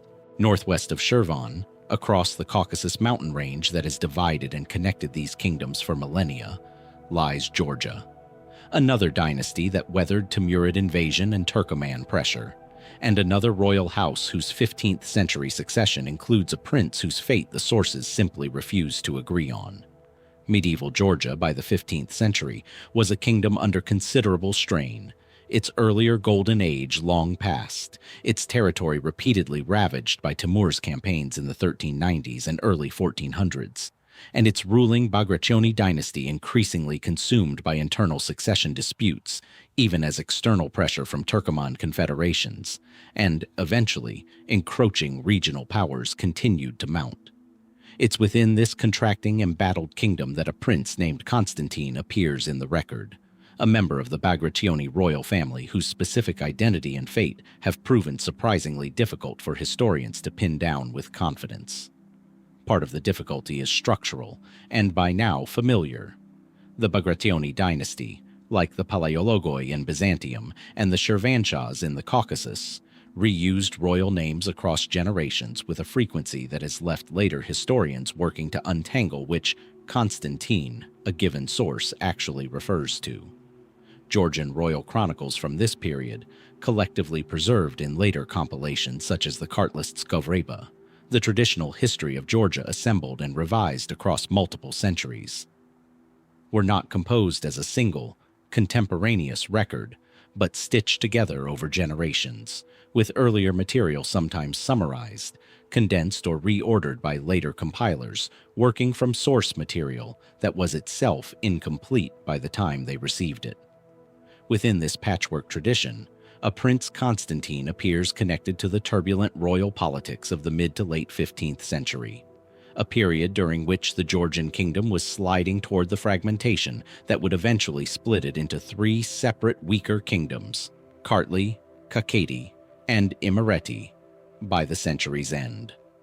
Some genealogical reconstructions place him as a son or close relative of one of the reigning kings of this period, a prince positioned plausibly enough within the royal family that his disappearance from the subsequent record is difficult to dismiss as simple obscurity, in much the same way that Michael Palaiologos' Byzantine prominence made his own Vanishing act stand out from the ordinary background noise of minor royals lost to history. The most commonly cited explanation for Constantine's disappearance from the chronicle tradition ties it to the intense succession infighting that characterized this stretch of Georgian royal history, a period during which brothers, half-brothers, and rival branches of the Bagrationi line fought repeatedly over contested claims to the throne, sometimes with the direct involvement or manipulation of neighboring Turkoman powers, eager to keep Georgia weak and divided.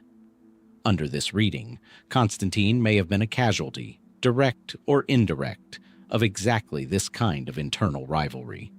Killed, imprisoned, or forced into obscurity by a victorious rival branch of his own family, with the specifics of his removal left deliberately vague or simply unrecorded, by a chronicle tradition compiled generations later under the patronage of whichever branch of the family had ultimately prevailed. A second, more specific theory ties his disappearance to the broader pattern of Turkoman intervention in Georgian affairs during this period. Neighboring powers, particularly the Akkoyunlu Confederation that came to dominate much of the wider region by the century's later decades, are documented elsewhere as having taken hostages, manipulated succession disputes, and in some cases removed inconvenient claimants from rival courts as a matter of deliberate policy, weakening potential threats along their frontiers. A Georgian prince caught on the losing end of a succession dispute could plausibly have ended up a hostage or captive of one of these outside powers, his subsequent fate simply falling outside the scope of what Georgian chroniclers, focused on internal dynastic affairs, thought worth recording once he'd been removed from the kingdom's own political stage entirely. A third possibility, favored by a smaller number of historians working specifically on the textual history of the Kartlist's Kovreba, suggests something closer to the Shirvan case explored earlier. That later compilers and copyists, working from incomplete or damaged source material generations after the events in question, may have genuinely lost track of what happened to this particular Constantine amid the broader condensation and summarization the chronicle tradition underwent across its centuries of transmission. Meaning his disappearance from the record may reflect a documentary accident of preservation as much as anything that happened to him personally during his own lifetime. No tomb inscription securely attributed to this Constantine has been identified among Georgia's well-preserved tradition of royal and ecclesiastical burial sites, a tradition that has otherwise left behind fairly extensive physical evidence for many of the kingdom's other medieval rulers and princes. No foreign chronicle from a neighboring power fills the gap with an account of a captured or exiled Georgian prince that can be confidently matched to him. What survives is a name, a plausible place within a fracturing dynasty's family tree, and a chronicle tradition compiled too late and too unevenly to state with any confidence what became of him. Did Constantine fall victim to the same fratricidal succession violence that was actively pulling the Georgian kingdom apart during his lifetime? Was he carried off as a hostage into the orbit of a Turkoman power maneuvering to keep the Caucasus divided and weak? Or has history simply lost him somewhere in the gaps between the surviving manuscripts of a chronicle tradition patched together long after anyone who actually knew his fate had died? Georgia's mountains have kept stranger secrets. This may simply be one more. The Bagrationi princes were not the only 15th century royals to vanish into a chronicle tradition too fragmented to hold them. And further east, in the Malwa Sultanate of central India, a very different kind of captivity produced its own unresolved gap. This one involving not a missing prince, but a reigning sultan who disappeared, for a time, into the custody of the very rival who had defeated him. The fortress city of Mandu rises on a plateau in central India, its ruins today spread across a sprawling network of palaces, mosques, and reservoirs built by the Malwa sultans across the 15th century. Among them, the Jahaz Mahal, the ship palace, constructed to house the royal harem between two artificial lakes, and the enormous Hindola Mahal, whose sloped walls have led generations of visitors to nickname it the Swinging Palace. It was here, and in the wider territory the Khalji dynasty of Malwa controlled, that Sultan Mahmud Shah Khalji ruled for an unusually long and militarily active reign from 1436 until 1469. A reign defined almost entirely by near-constant warfare against his neighbors, chief among them the Sultanate of Gujarat to the west, and the Bahmani Sultanate to the south, two of the most powerful regional states in the fractured political landscape of medieval India.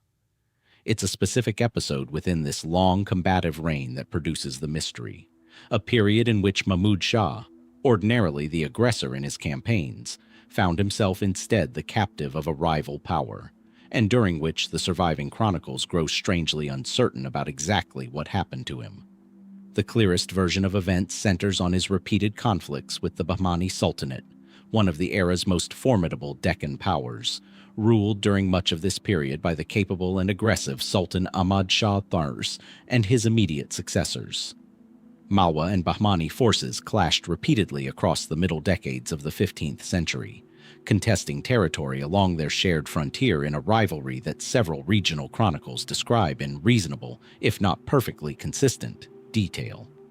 During one of these campaigns, the precise year is itself a point of some disagreement among later historians reconstructing the timeline with proposed dates scattered across the 1440s. Mahmud Shah suffered a significant military defeat and, according to the most widely repeated accounts, was taken prisoner by Bahmani forces.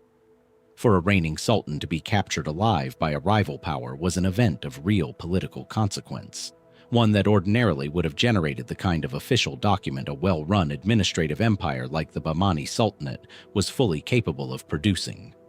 A formal record of ransom terms, territorial concessions, or a treaty marking the terms of his eventual release, of the kind that appears elsewhere in the diplomatic history of the period between the Deccan sultanates. And this is exactly where the record for Mahmud Shah's captivity grows thin. The most common historical narrative states, in general terms, that he was held for a period before eventually being released, either through negotiated terms or through his own kingdom's efforts, and that he returned to Malwa to resume his rule, continuing his reign for decades afterward with apparently undiminished authority. That basic outline, capture, captivity, release, return, is treated by most general histories as settled enough to state plainly.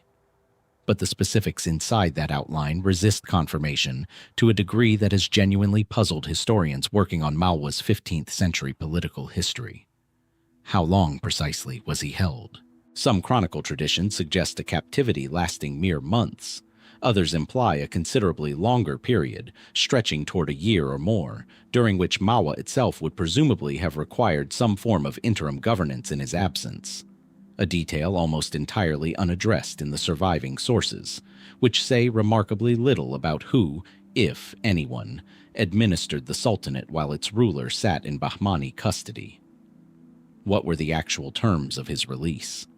Some accounts gesture toward a ransom, others toward a negotiated territorial concession, and still others offer no explanation at all beyond the fact that he eventually returned home and resumed the throne as though the interruption had scarcely mattered.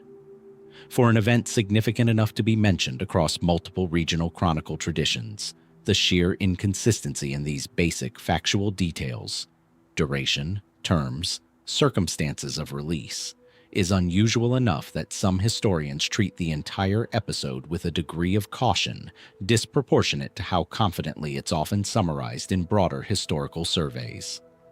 Part of the explanation likely lies in the nature of the sources themselves. Malwa's own court chronicle tradition, like much of the documentary record for regional Indian sultanates of this period, survives unevenly, pieced together from later Persian language histories composed well after the events they describe, drawing on a mixture of oral tradition, earlier written fragments, and the political priorities of whichever court commissioned the later compilation. A sultan's captivity, however dramatic, may simply not have been an episode later. Malwa chroniclers were eager to dwell on in exacting detail. A militarily accomplished ruler's temporary humiliation at a rival's hands is exactly the kind of episode a dynasty's later historians might prefer to compress into a brief, face-saving mention rather than document with the granularity applied to his many military victories. But a more speculative line of inquiry, raised by a handful of historians studying Deccan Malwa relations during this period, suggests something stranger sitting beneath the gap. that the vagueness surrounding the terms of Mahmud Shah's release may reflect a settlement considerably less favorable to Malwa than later chroniclers were willing to record plainly, potentially involving territorial or tributary concessions embarrassing enough that Malwa's own court historians chose deliberate vagueness over an accurate accounting of what their sultan had actually surrendered to secure his freedom. Under this reading, the silence isn't an accident of poor record-keeping so much as a curated omission, protecting the reputation of a ruler whose subsequent decades of rule depended on his subjects remembering him as the aggressor in Malwa's wars, not as a captive who bought his own freedom at a cost too steep to commit to the official record. There's a further complication worth noting: the Bahmani Sultanate's own chronicle tradition, which might reasonably be expected to record a rival sultan's capture and ransom with some pride, is similarly inconsistent on the specifics. A strange symmetry, given that most captor states in this period had every reason to memorialize such a victory in triumphant detail.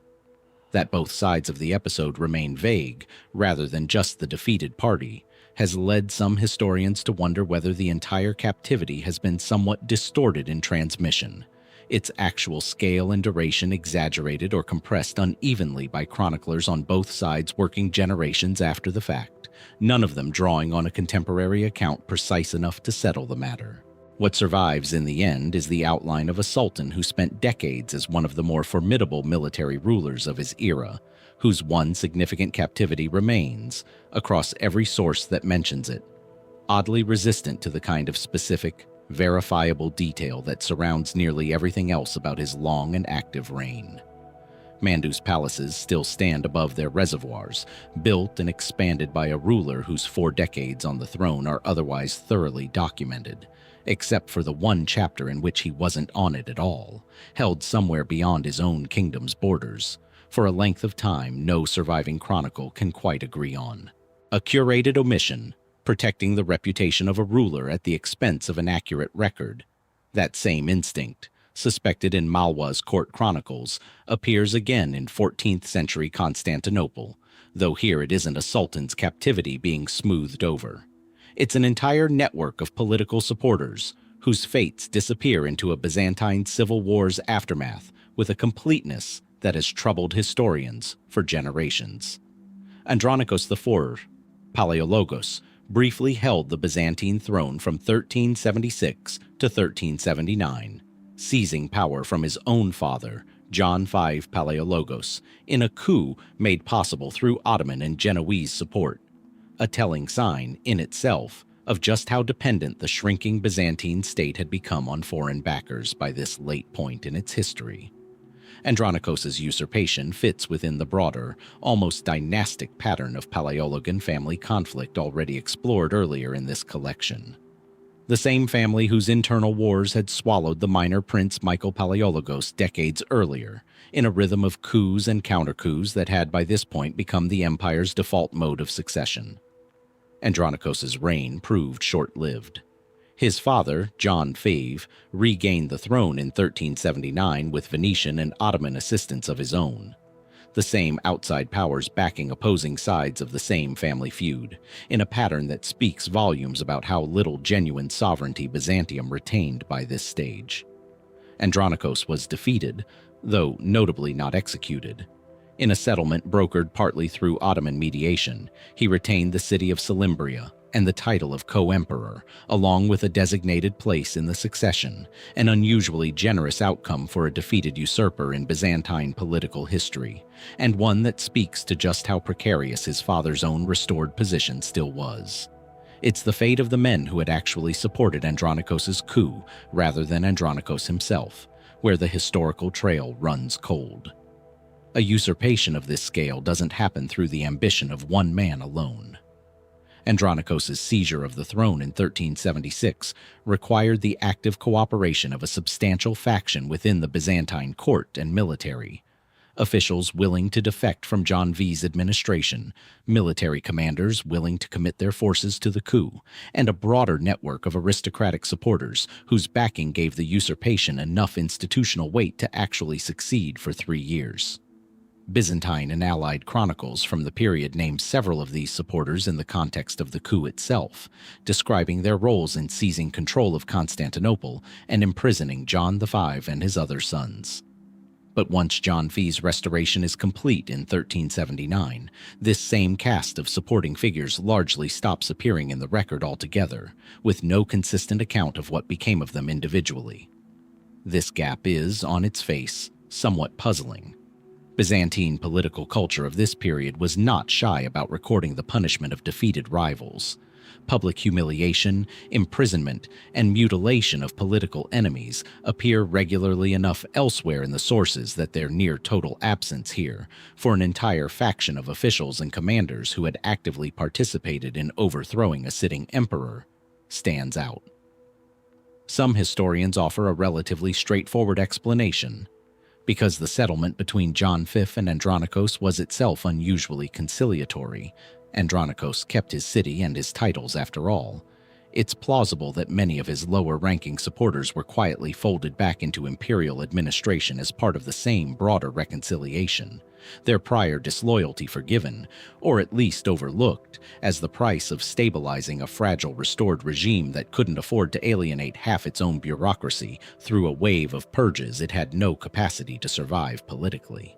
That reading fits the general pattern of a weakened empire simply unable to afford the luxury of vengeance.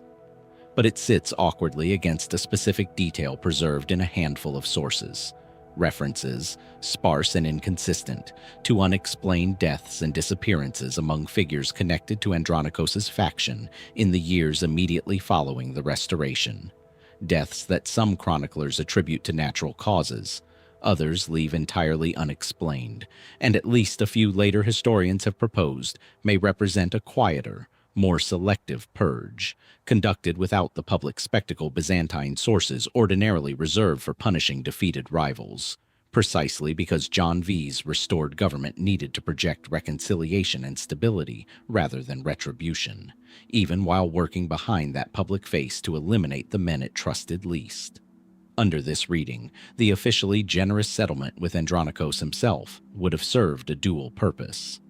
A visible, diplomatically necessary act of magnanimity toward the one figure too politically significant and too well connected to the Ottomans, to eliminate outright, paired with a much quieter, largely unrecorded reckoning against the lower-ranking supporters who lacked Andronikos' protections, and whose removal carried far less diplomatic risk.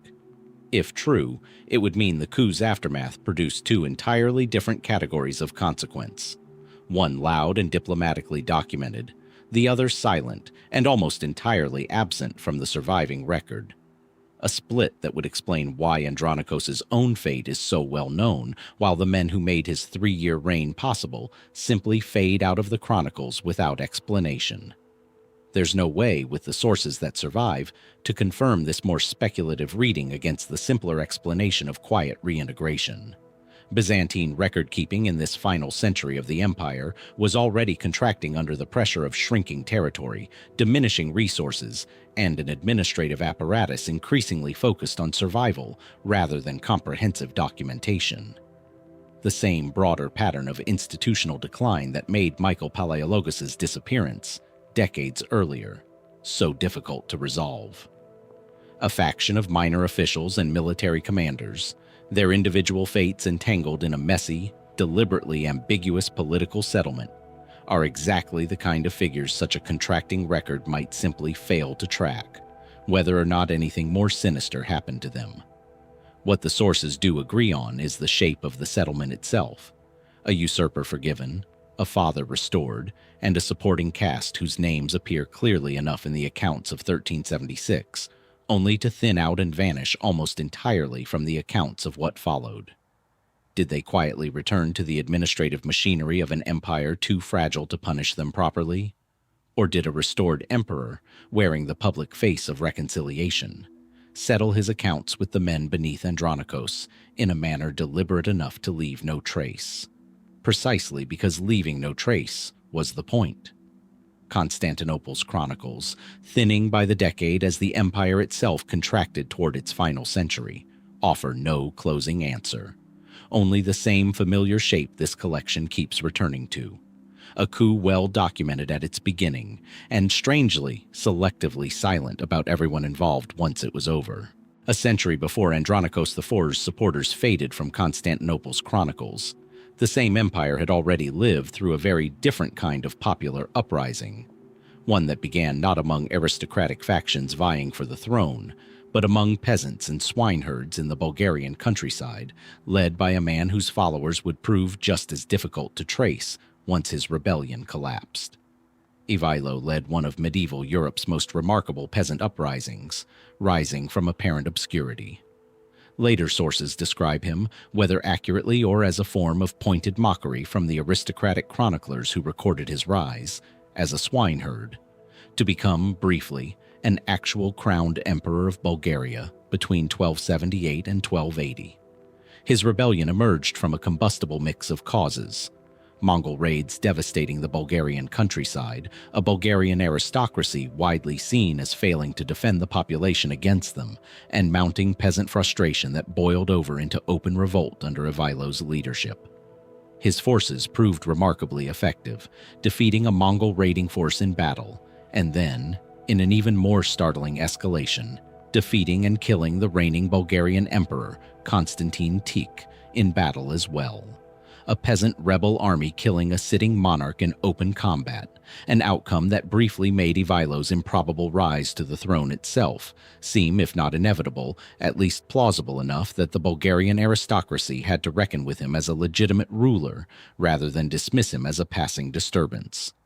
His reign, once achieved, proved short and embattled, contested by rival claimants by the Byzantine Empire, which had its own interests in Bulgarian instability, and eventually by Mongol forces under the regional Khan Nogai, to whose court Ivailo eventually fled after his position collapsed, and where he was ultimately killed around 1280 or 1281, reportedly at Nogai's own orders, ending the rebellion's central figure in a manner reasonably well documented across multiple chronicle traditions, Bulgarian, Byzantine, and beyond. It's what happened to everyone else, the mass of ordinary rebels who had formed the actual backbone of Ivailo's uprising, where the record becomes almost entirely silent. An uprising of the scale Ivailo led doesn't consist of one man alone.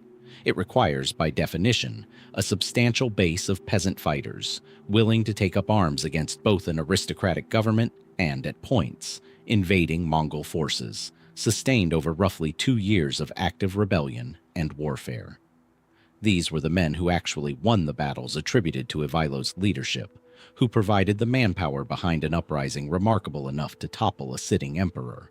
And yet, once the rebellion's central narrative arc concludes with Ivailo's own death, the chronicles that had tracked the uprising's major events in reasonable detail simply stopped discussing what became of the broader movement's participants, as though the story ended cleanly the moment its leader did.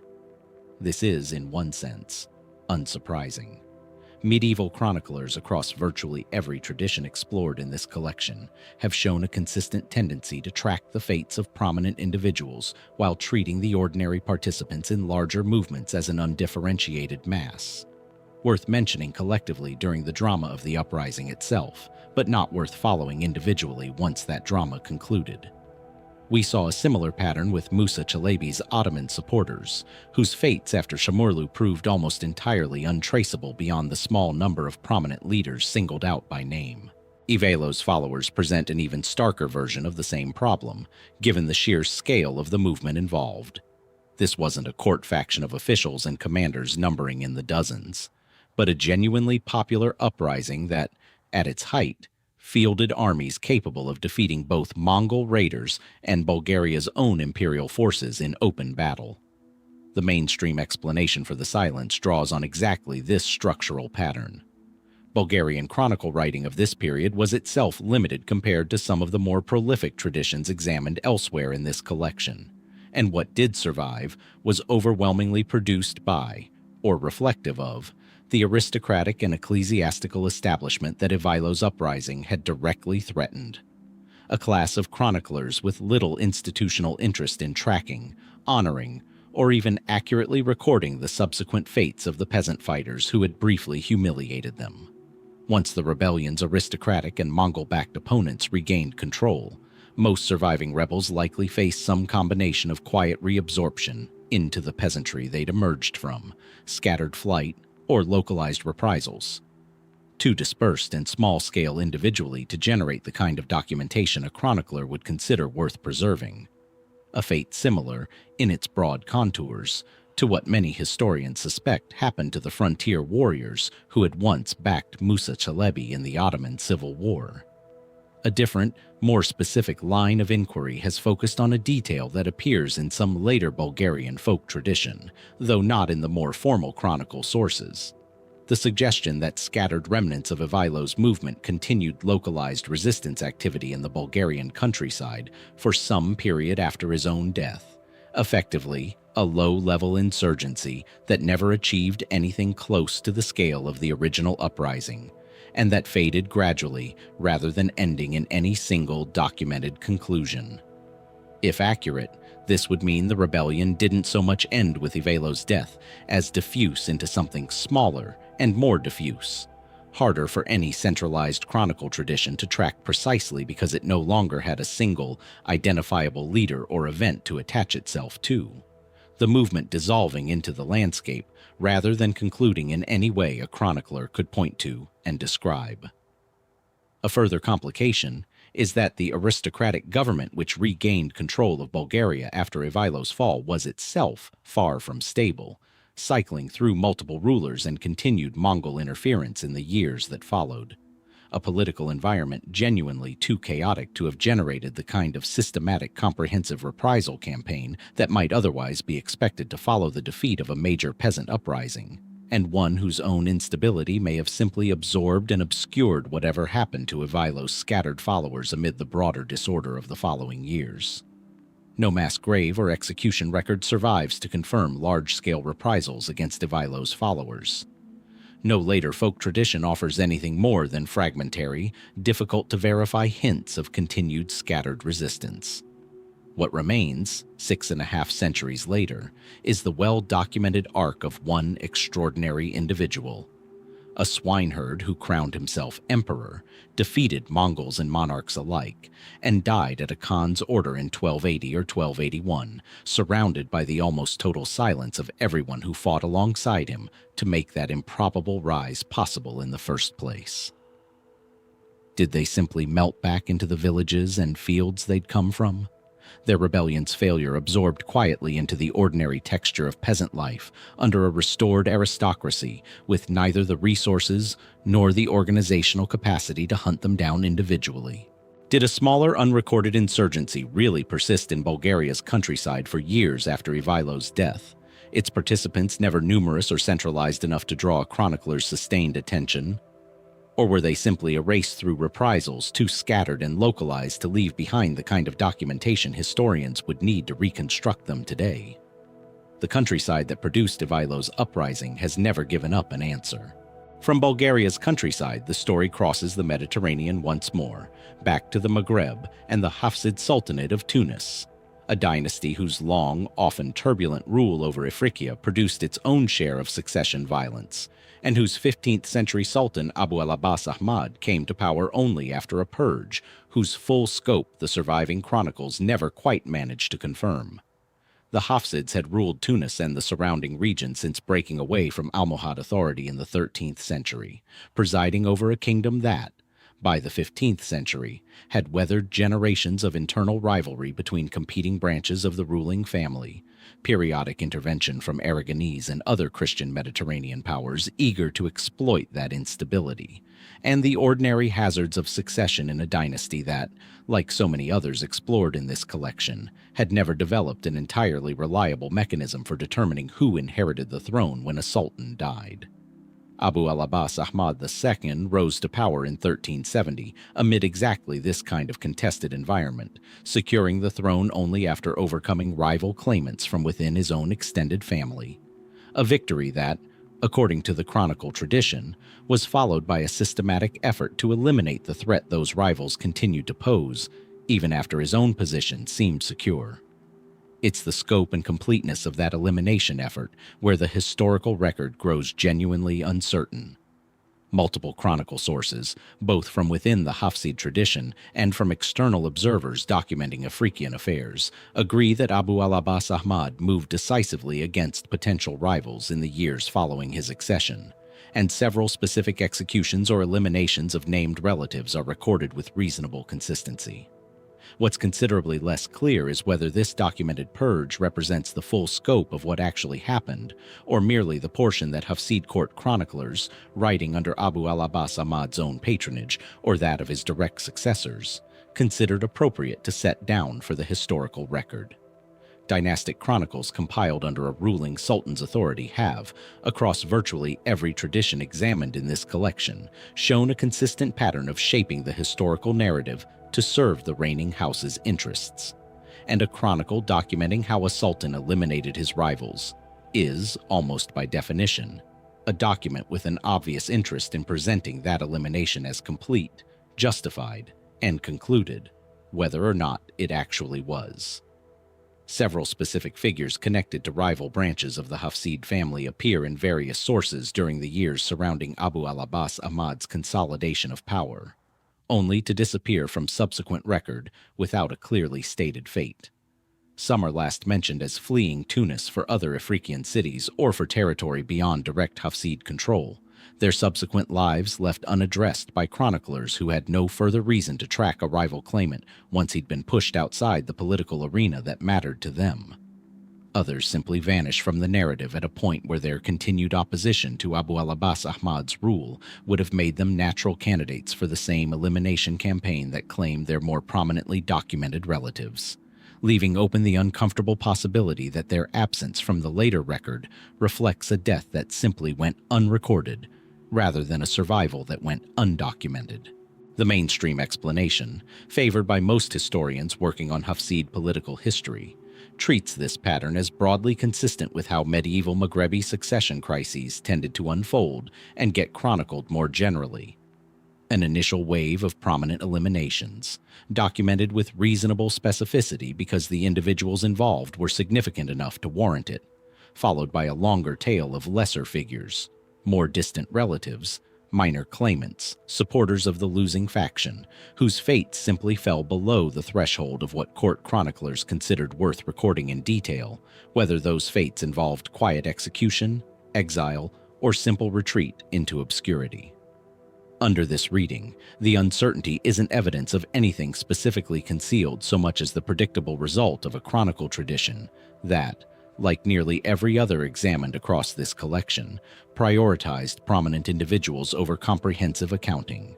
A more pointed theory, advanced by a smaller number of historians who focus specifically on the political function of Hafsid court chronicles during Abu al-Abbas Ahmad's long reign, which stretched from 1370 until his death in 1394, a full quarter-century of rule that gave him ample time to shape how his own consolidation of power would be remembered, suggests something closer to deliberate curation. Under this view, the documented executions may represent a carefully selected, publicly justifiable portion of a considerably larger and messier campaign against potential rivals, with the Sultan's chroniclers choosing to record only those eliminations that could be framed as legitimate responses to genuine treachery or rebellion, while quietly omitting a larger number of preventive eliminations against relatives whose actual threat to his rule was far more speculative. Cousins, nephews, and distant claimants removed less because they had done anything specific to warrant it, and more because a quarter-century of stable rule required their potential claims neutralized before they could ever be tested. This theory draws some support from a pattern that recurs across the broader Hafsid chronicle tradition. Several later succession disputes within the dynasty reference, in passing and without elaboration, the existence of Hafsid family branches whose specific lines of descent from earlier sultans go unexplained in the surviving genealogical record. Gaps that could plausibly represent nothing more than the ordinary incompleteness of medieval genealogical documentation, or could, under the more speculative reading, represent branches of the family whose 15th century ancestors were quietly removed from both the political landscape and the historical record simultaneously, their descendants either extinguished along with them or left with claims too dangerous to acknowledge openly in a chronicle tradition still operating under the patronage of the family that had eliminated their forebears. No comprehensive list of Hafsid claimants eliminated during Abu al-Abbas, Ahmad's consolidation of power survives from either Hafsid or external sources. No independent chronicle, free from the political interests of his own court or its immediate successors, offers a counter-narrative capable of confirming or denying the more speculative reading of a purge more thorough than the official record admits. What remains is a sultan whose quarter-century reign is otherwise reasonably well documented, sitting atop a foundation of rivals eliminated in the reign's opening years. Some clearly recorded, others glimpsed only briefly before disappearing from the narrative entirely. Did those vanished claimants simply flee beyond the reach of chroniclers with no further interest in tracking them? Or does the incompleteness of Abu al-Abbas Ahmad's documented purge conceal a considerably larger campaign, its full extent deliberately left out of a chronicle tradition that had every reason to make a new sultan's consolidation of power look as clean, as limited, and as justified as possible? Tunis kept the names of the rivals worth remembering. Whether it also kept the names of the rivals worth forgetting is a question the Hafsid record was never designed to answer honestly. By now, a pattern has emerged clearly enough that it's worth naming outright. Names worth remembering, and names worth forgetting, often decided not by history itself, but by whoever held the pen once the fighting stopped. Nowhere does that pattern repeat with quite as much unsettling precision as in the Cantacuzénos family, another great Byzantine dynasty entangled with the Palaiologos through generations of marriage, rivalry, and civil war, and whose own vanished prince, Demetrios, offers one final variation on a theme this collection has circled again and again. The Cantacuzénos family had briefly held the Byzantine throne itself in the mid-14th century, when John VI Cantacuzénos ruled as emperor from 1347 to 1354, before abdicating amid renewed conflict with the Palaiologan line and retiring to a monastery, where he spent his remaining decades as a monk and, notably, as one of the period's most valuable historians, writing an extensive memoir history of his own turbulent reign. Even after relinquishing the throne, though, the Cantacuzénos family remained deeply enmeshed in Byzantine and regional politics for generations afterward, its various branches ruling as regional despots in the Morea, marrying into the Palaiologan imperial family, and continuing to wield influence across the fragmenting territories of the late empire. It's within this extended, politically active family that a prince named Demetrios Cantacuzénos appears in the record, connected, according to various genealogical reconstructions, to the Morean branch of the family that governed the Peloponnese as semi-autonomous despots throughout much of the empire's final century. And it's the final years of this particular Demetrios's life, generally placed somewhere in the turbulent decades of the late 14th or early 15th century, that resist the kind of clear documentation historians would expect for a prince connected this closely to one of Byzantium's most historically significant families. The difficulty here echoes, in its broad shape, several mysteries already examined across this collection. A prominent family, a period of genuine political consequence, and a specific individual who simply stops appearing in the sources at a point where his continued survival, death, or political activity should reasonably have generated some kind of documentary trace. But the Cantacuzénos case carries an additional layer of complication specific to this family. Because John VI Cantacuzénos himself was such a prolific and influential chronicler, and because his history shaped so much of how later Byzantine historians understood the mid-14th century, later generations of the family inevitably existed somewhat in that shadow, their own activities recorded, when recorded at all, largely through the lens of sources connected to or influenced by the same family tradition. A dynamic that could plausibly work either to preserve their memory with unusual care, or to shape what got preserved according to the family's own evolving political interests as the decades wore on. The Morean despotate that various Cantacuzénos family members governed was itself a politically volatile territory throughout this period, contested between Byzantine claimants, the expanding Ottoman frontier, and various Latin Crusader states still clinging to fragments of Greek territory since the Fourth Crusade, nearly 2 centuries earlier. A prince positioned within this contested territory, bearing a family name with genuine claims to both regional authority and, through marriage connections, proximity to the imperial throne itself, was exactly the kind of figure whose activities, political maneuvering, military campaigns, diplomatic marriages, would ordinarily generate a reasonably consistent documentary trail across multiple overlapping source traditions. Byzantine, Venetian, and even Ottoman records that regularly tracked prominent regional figures along this contested frontier.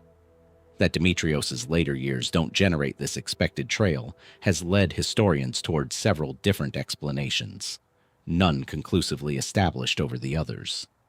The most straightforward suggests he may simply have held a position of real but secondary importance within the sprawling Cantacuzenos family network, significant enough to appear in genealogical records and occasional court references, but not prominent enough individually to warrant sustained documentation once the specific political moment that brought him into the record had passed.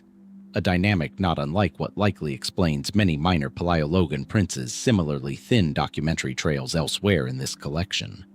A second explanation ties his disappearance to the increasingly chaotic final decades of Byzantine authority in the Morea, a period during which the despotate itself was being steadily absorbed, contested, and fought over by competing claimants amid mounting Ottoman pressure that would eventually consume the entire region by the 1460s. Under this reading, Demetrios's fate may simply have been swallowed by the same broader institutional collapse that makes so much of the late Byzantine Morea's internal history difficult to reconstruct in detail. Not a mystery specific to him individually, but a symptom of a regional record-keeping apparatus disintegrating alongside the political structures it was meant to document. A third, more speculative line of inquiry, advanced by a smaller number of historians working specifically on the Cantacuzenos family's later genealogy, raises the possibility that Demetrios's fate may have become entangled with the same family tradition of careful, self-interested historical curation established by his ancestor, John VI. If later, Cantacuzenos family members or affiliated chroniclers working within their patronage had reasons to emphasize certain branches of the family's history over others, reasons that could range from inheritance disputes to simple preference for more successful or better connected relatives. A prince whose own career didn't reflect favorably on the family's broader narrative could plausibly have received less attention in surviving accounts than his actual historical significance warranted. His later years compressed or omitted rather than actively concealed, but functionally lost to the record regardless of the underlying motive.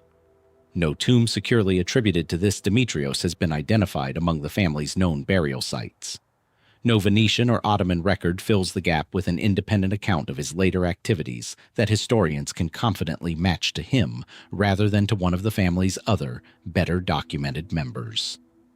What remains is a name within a genealogy, a plausible connection to one of Byzantium's most historically consequential families, and a final chapter that the very tradition of careful family record-keeping his own ancestor helped establish somehow failed, or declined, to preserve. Did Demetrios simply live out a quiet secondary existence within his family's vast network, his later years unremarkable enough that no chronicler thought them worth recording in a collapsing empire's final, contracting decades? Did he vanish into the same regional chaos that swallowed so much of the Morea's institutional memory as Ottoman pressure mounted toward the region's eventual conquest? Or does his absence reflect something closer to the family's own hand, a quiet editorial choice made generations after his death by relatives more interested in shaping a favorable legacy than in preserving a complete one? The Cantacuzenos family left behind one of medieval Byzantium's richest historical traditions. That Demetrios's own ending fell outside it may be the most fitting mystery of all. A family of historians, and still, somewhere in their own bloodline, a story nobody finished writing down. From the crumbling Byzantine Morea, the story returns at last to Japan. Not to the southern court of Go-Kameyama, where this collection began, but to its rival, the northern court, where a different casualty of the same 50-year schism has left behind a death almost as quietly unresolved as the emperor's own disappearance into the mountains generations later. Emperor Suko reigned as the third of the northern court's Ashikaga-backed emperors, holding the throne from 1348 to 1351 during the height of the Namboku-cho period, the same decades-long division between rival imperial courts that would eventually end, as established earlier in this collection, with Go-Kameyama's surrender of the regalia in 1392. Suko's own reign ended not in death, but in deposition, briefly captured along with several other northern court figures during a period of southern court military success in 1351, before being released and living out his remaining years as a retired sovereign, largely withdrawn from active political life until his death in 1398. It's not Suko himself, however, but his son and intended heir, Yoshihito, whose fate draws the historian's attention.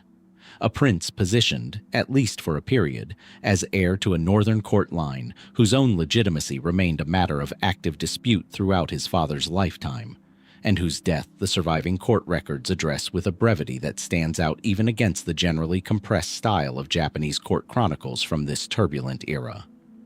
The northern court that Suko and his family represented existed under a peculiar strain specific to its position.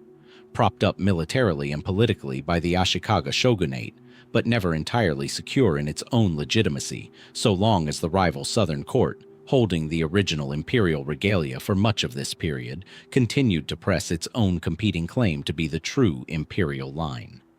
Within a court this depended on external military backing for its very existence, the question of succession, who would eventually inherit the northern court's contested throne, carried a weight beyond the ordinary anxieties of dynastic continuity, entangled as it was with the shogunate's own shifting political calculations about which candidates best served its interests at any given moment.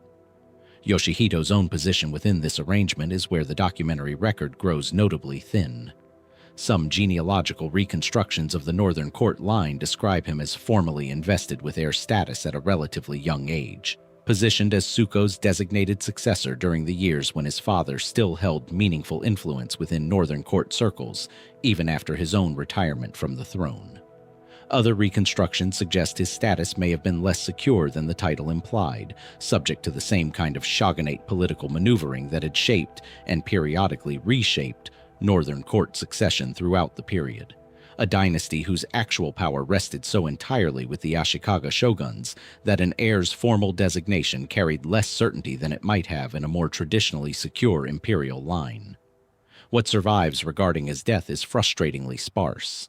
A date, generally placed in historians' reconstruction sometime before his father Suko's own death in 1398, and little else in the way of surrounding detail. No cause of death is consistently recorded across the surviving court diaries and genealogical compilations that mention him. No account describes the circumstances of his final illness, if illness it was, or clarifies whether his death occurred through natural causes, through one of the recurring epidemics that periodically swept through 14th century Japan, or through something more directly connected to the ongoing political tensions surrounding his family's contested position. This kind of gap is not on its own unusual for minor royal figures in this period of Japanese history. Court diaries and genealogical records from the Nambokucho era, produced during a time of genuine civil war and institutional strain, are notoriously uneven in the detail they preserve even for figures of real political significance, a pattern already established earlier in this collection through Go-Kameyama's own famously undocumented 1410 journey to Yoshino. But Yoshihito's case carries an additional layer of interest specific to his position as an heir whose death, whatever its actual cause, removed a designated successor from a succession line already under external pressure and internal uncertainty. Precisely the kind of event that, in a more thoroughly documented court, would ordinarily generate at least some passing commentary on its political implications, if not its precise cause. A handful of historians studying the Northern Court's internal politics during this period have raised the possibility that Yoshihito's death, whatever its immediate cause, may have had genuine political consequences for the Ashikaga shogunate's own calculations about which branch of the imperial family to continue supporting. Consequences that could, under a more speculative reading, suggest the shogunate's own interests played some role in how, or whether, his death and its circumstances were recorded for posterity. If the shogunate's priorities had already begun shifting away from continued unconditional support for Suko's specific line by the time of Yoshihito's death, A chronicle tradition operating largely under Ashikaga patronage might have had limited institutional interest in preserving a detailed account of an heir whose loss no longer represented the political setback it might once have been considered. Other historians favor a considerably less dramatic reading, consistent with the broader pattern of thin documentation surrounding minor Nambokucho-era figures generally. That Yoshihito, whatever his formal status, may simply never have held enough independent political significance in his own right to generate detailed contemporary documentation. His death recorded with the same brevity applied to countless other minor court figures whose lives left little trace beyond a name and an approximate date in genealogical compilations assembled generations after the fact. No temple record or dedicated shrine associated specifically with Yoshihito has been identified with the kind of confidence that would allow historians to reconstruct his final illness or its circumstances in any detail. No court diary entry describing his death in the manner court diarists of the period sometimes applied to more prominent figures has surfaced to clarify what actually happened. What remains, echoing his own father's court and its uncertain place within a divided imperial system, is a name, an approximate date, and a silence that 6 centuries of subsequent scholarship on the Nambokucho period has never quite managed to fill. Did Yoshihito die of ordinary illness, his death simply too unremarkable within a chaotic era to generate the kind of documentation later historians would wish for? Did his loss carry political weight that a shogunate-influenced chronicle tradition had reasons to underplay, once his branch of the imperial line no longer commanded the same strategic priority it once had? Or is his case simply one more instance of the same pattern that opened this collection? A divided court, a fractured record, and an heir whose ending disappeared into the same historical fog that swallowed his own father's final, undocumented journey into the mountains of Yoshino. Mountains keep recurring in this collection as places where inconvenient royals disappear. Go-Kameyama into the hills above Yoshino, and, earlier in these chapters, Ambageshan, the flat-topped Ethiopian fortress built specifically to hold royal claimants safely out of the historical record. It's to that same mountain and the same Solomonic dynasty that the story now returns, generations after Yeshaq and Dawit the Firm, to a later king whose rivals seem to have vanished into its walls without the record ever confirming exactly how many of them, or which ones, actually went in. Dawit II, better known in much Ethiopian and European source material by his throne name, Lebna Dengel, ascended the Solomonic throne in 1508 as a child, inheriting a kingdom that had spent the preceding century consolidating the same practices of controlled succession. This collection is already traced through his predecessors. Royal princes held at Ambageshan specifically to prevent the kind of succession violence and civil war that had periodically threatened the dynasty in earlier generations. By the time Dawit II came to power, the practice had become something closer to established policy, a systematic method of isolating potential rivals to the reigning monarch by physically removing them to the mountain and keeping them there, sometimes for decades, sometimes for life. It's the specific composition of this royal population at Ambageshan during Dawit II's reign, and what ultimately became of them, where the historical record turns notably uncertain. Ethiopian and Portuguese sources from this period, the latter arriving in growing numbers during Dawit II's reign as diplomatic and military contact between Ethiopia and Portugal intensified, driven by shared concerns about the expanding Adal Sultanate, describe Ambageshan's royal population only in general terms, acknowledging that numerous princes and claimants connected to rival branches of the dynasty were held there, without providing anything resembling a comprehensive accounting of exactly who, how many, or under what specific circumstances each individual had been confined. This vagueness might be unremarkable on its own, consistent with the broader pattern of incomplete record-keeping already established across earlier Ethiopian chapters in this collection. Except for what happened during the Adal Sultanate's invasion of Ethiopia in the 1530s, a catastrophic military campaign led by the Adal general Ahmad ibn Ibrahim al-Ghazi, known to Ethiopian sources as Gragn, the left-handed, whose forces devastated the Highland Kingdom and came close to extinguishing Solomonic rule entirely. Ambageshan itself came under threat during this invasion, and it's here that the fate of Dawit II Seconds confined rival claimants becomes genuinely difficult to trace. Some accounts suggest the mountain fortress was captured or its royal prisoners scattered amid the broader chaos of Adal's campaign, the carefully maintained isolation of decades collapsing within a matter of a violent invasion's disruption. Other sources are less clear on whether Ambagation fell at all during this period, or whether its royal population survived the invasion's worst years intact, only to disperse or be relocated through processes the surviving chronicles never fully clarify. What's genuinely uncertain, across both Ethiopian and Portuguese accounts of the period, is whether the specific claimants confined there during Dawit II's own reign, men whose continued survival or death would have carried real implications for the dynasty's succession once the immediate crisis passed, can be individually traced through the invasion and its aftermath at all. This matters beyond simple antiquarian curiosity, because Dawit II's own reign ended in genuine crisis. He died in 1540, still in the midst of the war against Adal, with the kingdom's survival itself still very much in doubt, and with a succession question that his son and eventual successor, Gelawdewos, would need to resolve amid ongoing warfare rather than in any condition of dynastic stability. A succession this contested, occurring in the direct aftermath of a period during which an unknown number of rival claimants had potentially been scattered, killed, or simply lost track of amid Ambageshen's wartime disruption, is exactly the kind of scenario in which the actual number of surviving Solomonic claimants, and therefore the actual security of Gelawdewos's own inherited position, becomes considerably harder to reconstruct than the tidy dynastic genealogies compiled by later chroniclers tend to suggest. Some historians treat the uncertainty as an unavoidable consequence of documenting royal captivity during a genuinely catastrophic invasion, when record-keeping of any kind became a secondary concern to simple survival.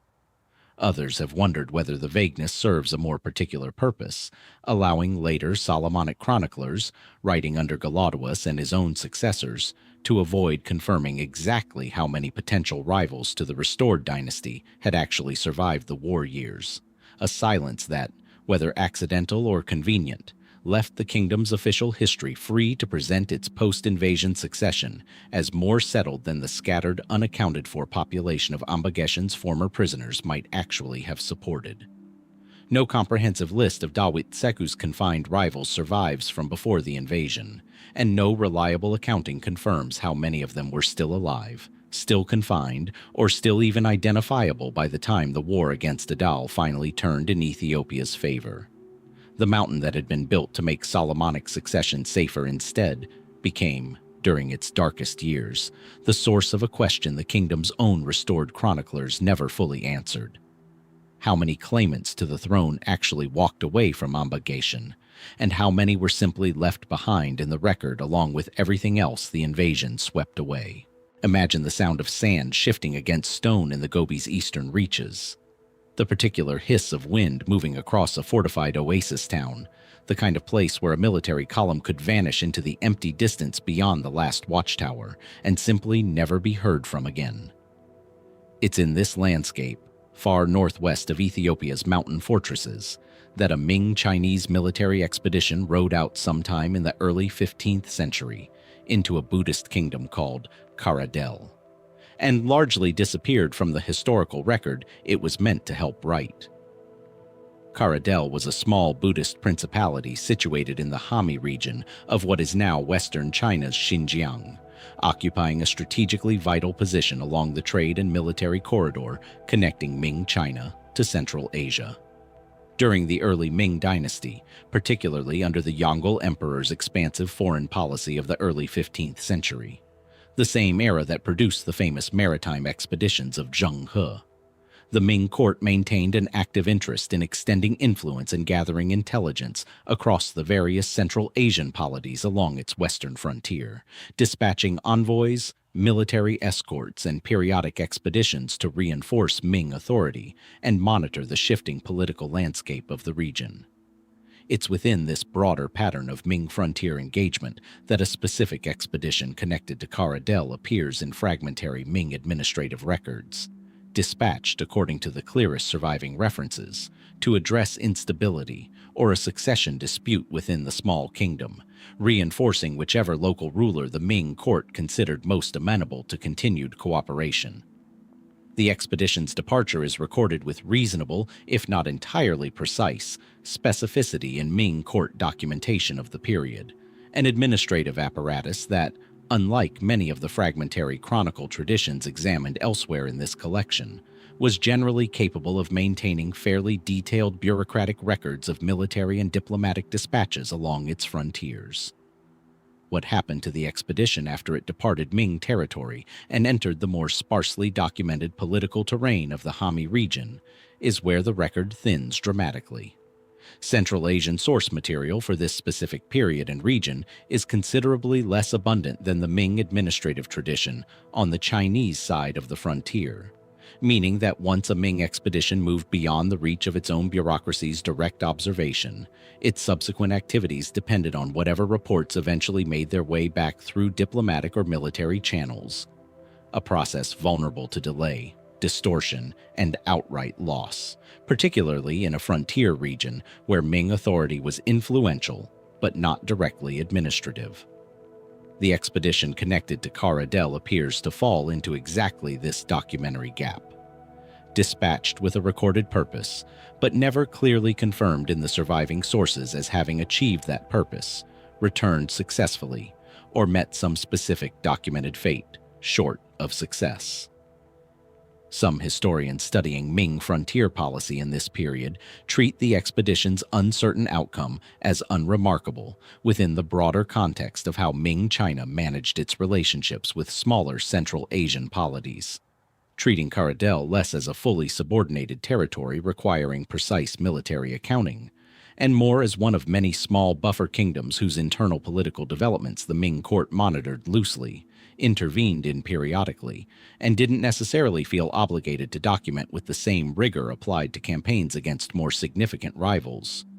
Under this reading, the expedition's thin documentary trail simply reflects its relatively modest scale and strategic importance, rather than anything unusual having befallen it. A different line of inquiry, however, points to Kara Del's own turbulent internal politics during this period as a more specific complicating factor.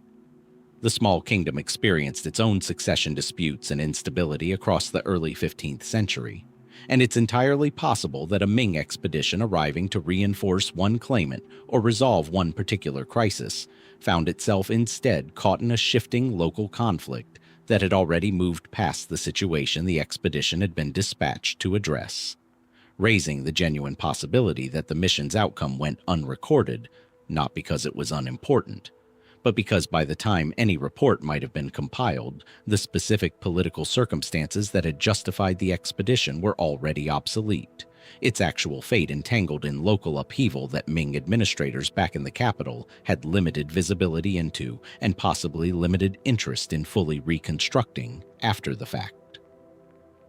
A smaller number of historians have raised a more speculative possibility connecting the expedition's uncertain fate to broader patterns of frontier warfare in the region. The chance that the expedition met with military resistance or disaster somewhere along its route, a fate that a Ming bureaucracy generally more comfortable recording successes than failures might have had institutional reasons to underreport or leave deliberately vague, preferring an ambiguous silence to a documented defeat on a frontier the court wished to present as firmly under its influence. No detailed Ming account confirms the expedition's ultimate outcome with the same specificity applied to its initial dispatch. No Central Asian source fills the gap with an independent account of what actually transpired once Ming forces entered Kara Del's contested political terrain. What survives is the outline of a mission sent to stabilize a small Buddhist kingdom on the empire's western edge, and a silence afterward that Ming administrative records, otherwise capable of remarkable bureaucratic detail, simply never resolved, leaving open whether the expedition succeeded quietly enough to not warrant further comment, dissolved into a local conflict that outpaced its original purpose, or met an end the court that dispatched it preferred not to fully commit to the record.